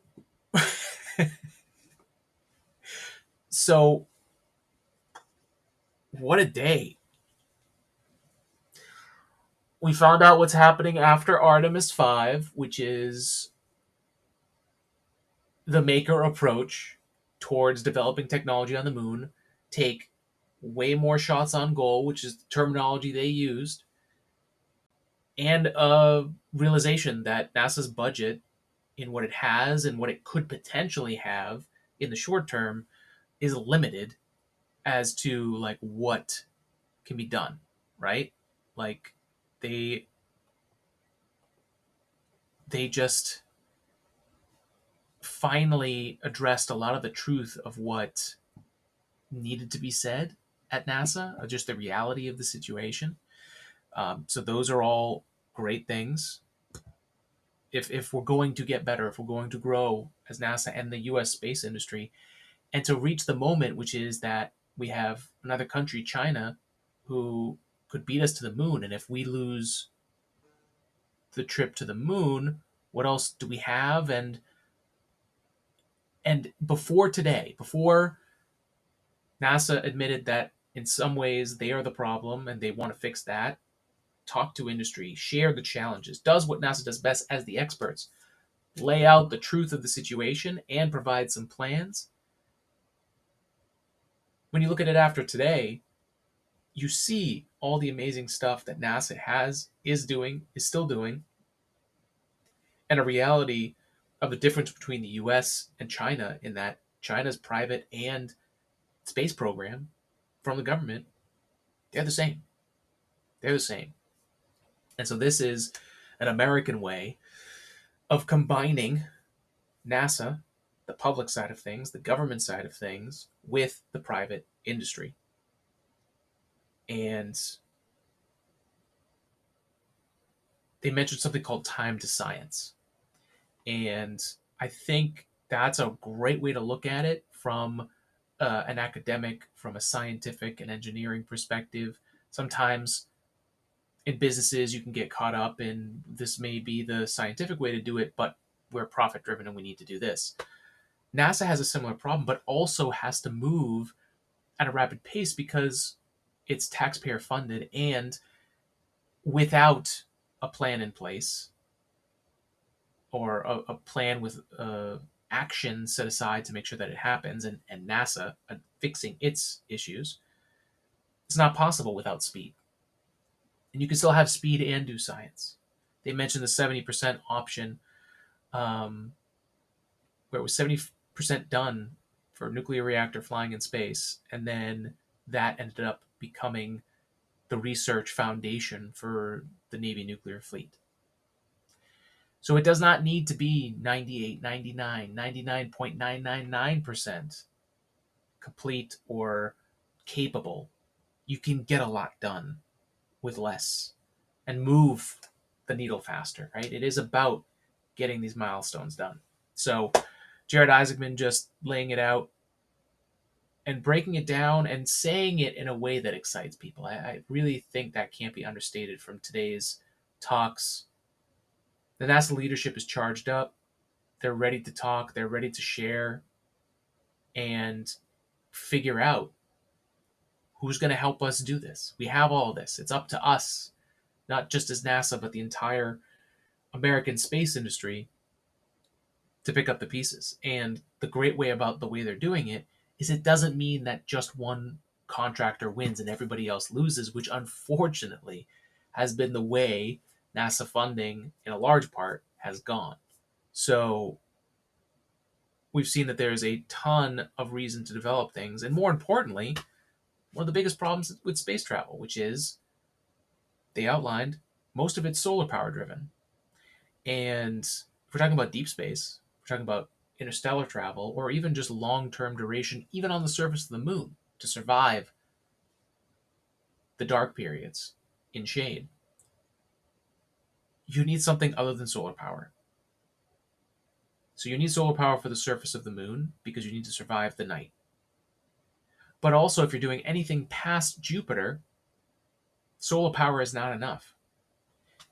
And they were saying solar power drops to 4% at Jupiter and then is essentially zero after that. And when you think about Jupiter in relation to the outskirts of the solar system, it's not that far. So solar can't be the only thing, and right now it is. And what I love about SR1 is that it tests the current nuclear capabilities, puts it on a spacecraft that tests, can we get nuclear electric? Can it be done? Can you run a spacecraft like that? And then sending those missions to Mars on its way by, which would set up the groundwork for nuclear to be a part of space travel as a power source.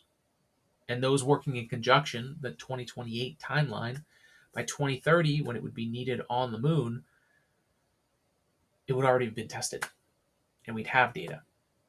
So a really great day. If you guys have anything to add in the chat, please let me know. We have been streaming basically an entire workday today, and it has been glorious. I have to somehow chop this up into podcast episodes. I think we'll just pick topics, and maybe we'll I don't know, I have to figure it out. But if you have any suggestions, please let me know. But a 7-hour podcast does not seem like something people will ever listen to. So for those that were here live, you guys got the best part. Heather, welcome back.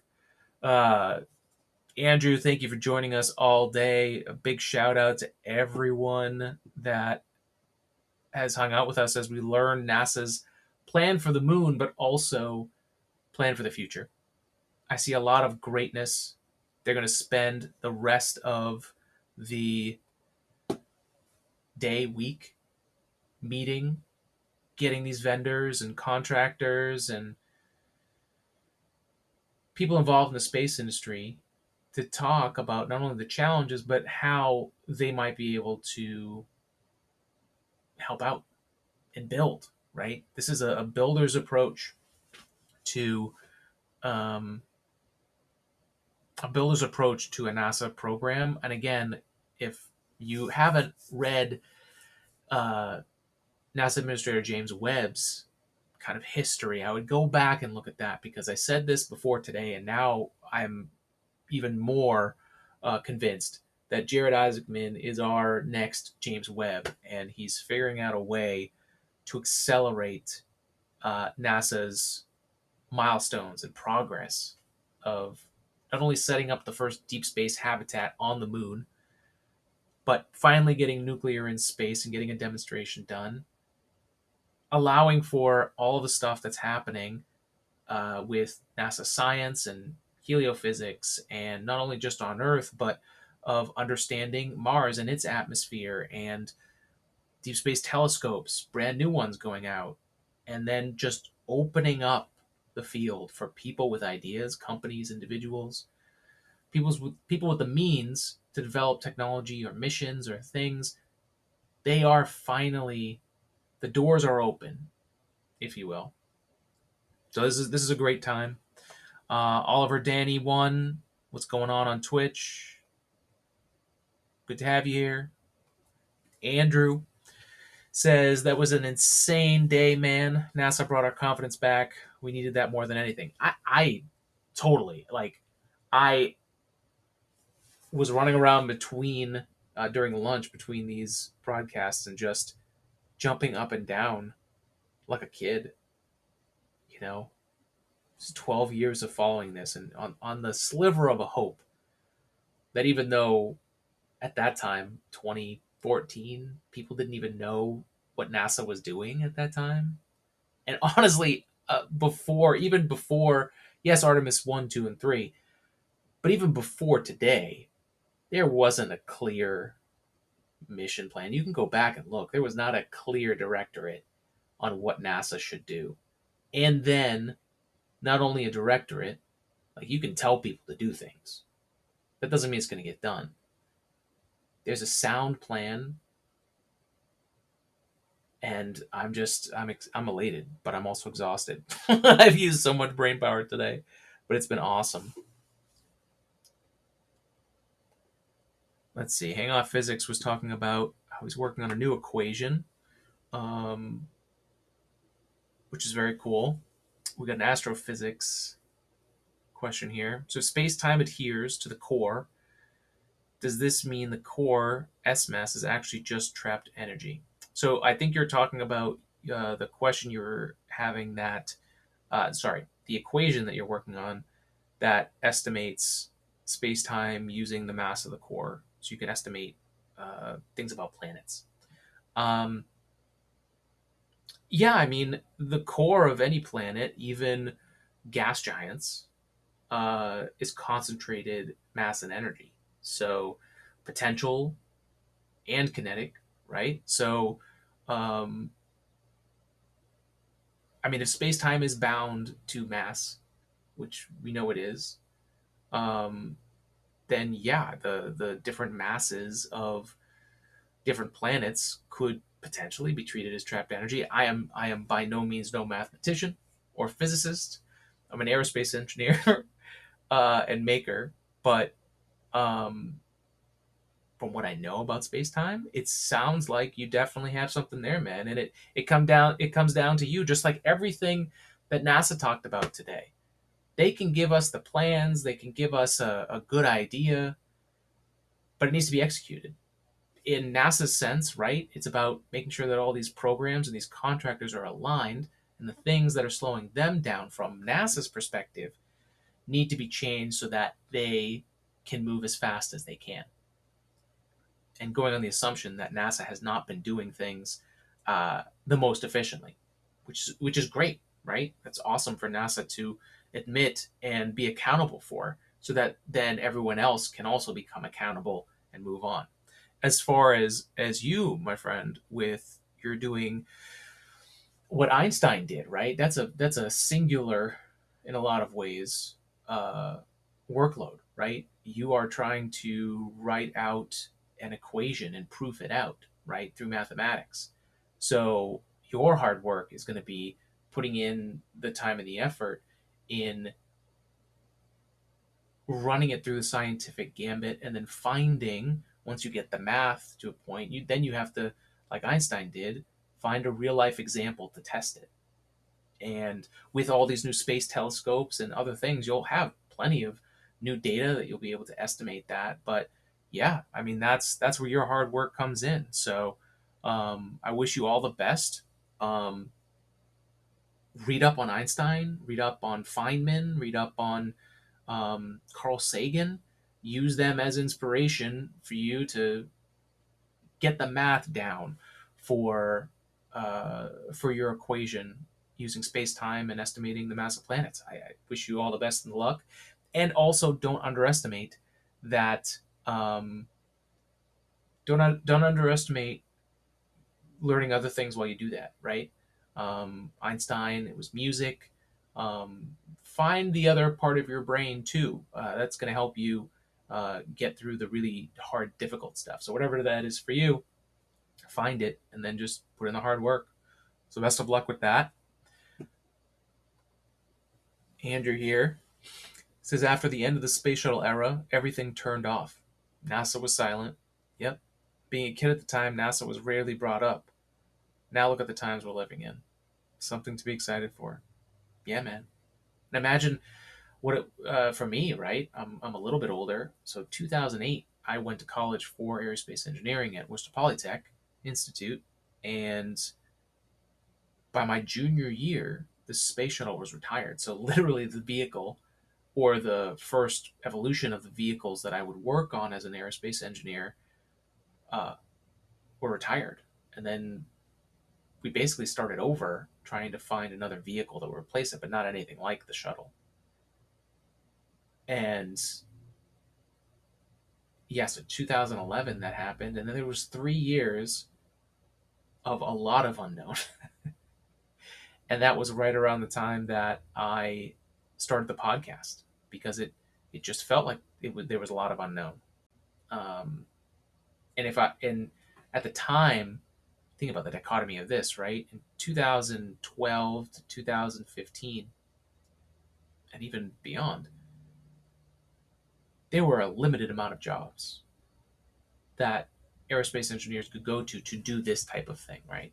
And to think we're at a time where NASA is increasing its hiring, which then also means, because NASA will have more work, that means more contractors will have more work and they're going to hire. So even though there are a lot of industries that are struggling tremendously right now, this in the space industry, whether in your robotics, electronics, uh, biology, chemistry, there's so many different facets, physics, so many things that can be done that are now hiring for the U.S. space program, whether it's NASA or related to NASA and the program, or because we're so lucky in the US, we have this space economy privately. Maybe it's just a private company doing it themselves. And then NASA might tag along or figure out how they can help. That's incredible to think that when I started this podcast, that was the farthest thing from what I could ever imagine would be the case 12 years later. I think it outpaces all of my hopes and dreams. So I'm elated. And Andrew says, and yes, when Bob and Doug were launched to space from US Soul, I did indeed cry. Me too. Me too.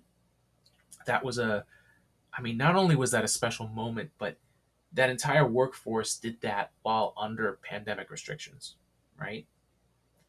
So we were in the midst of it, and they all worked together and got Bob and Doug to launch on the Crew Dragon for that demo flight and docked with the space station. and gave us America's own spacecraft launched from our own soil, that we could finally send our astronauts back after the space shuttle was retired. And in a lot of ways, if NASA had been more straightforward, like this administration's space program is being, we wouldn't have been in the situation where we had 9 years between our own human rated space vehicles. And so it really can't be understated that this type of leadership, the way that Jared Isaacman specifically is going about this, is something to be watched. If you fancy yourself a leader or are interested in leadership, I think he's a very important case study, and I think we're very lucky that he is as good a leader as he is, because the moment calls for it. So it's been a great day. So unless there's any other questions, any other things you'd like to say, folks, thank you so much for joining us. We've been streaming like crazy, and it has been glorious. NASA's plan looks solid. We're going to find out over the next few days, months, weeks. But while all that stuff is happening, we're also going to see Artemis 2 launch right now, April Fool's Day, April 1st. So that will be interesting. It's very possible it gets pushed out. But within that first week of April, we're going to see the NASA astronauts take flight for the free trajectory around the moon and back, the figure 8 around the moon and back.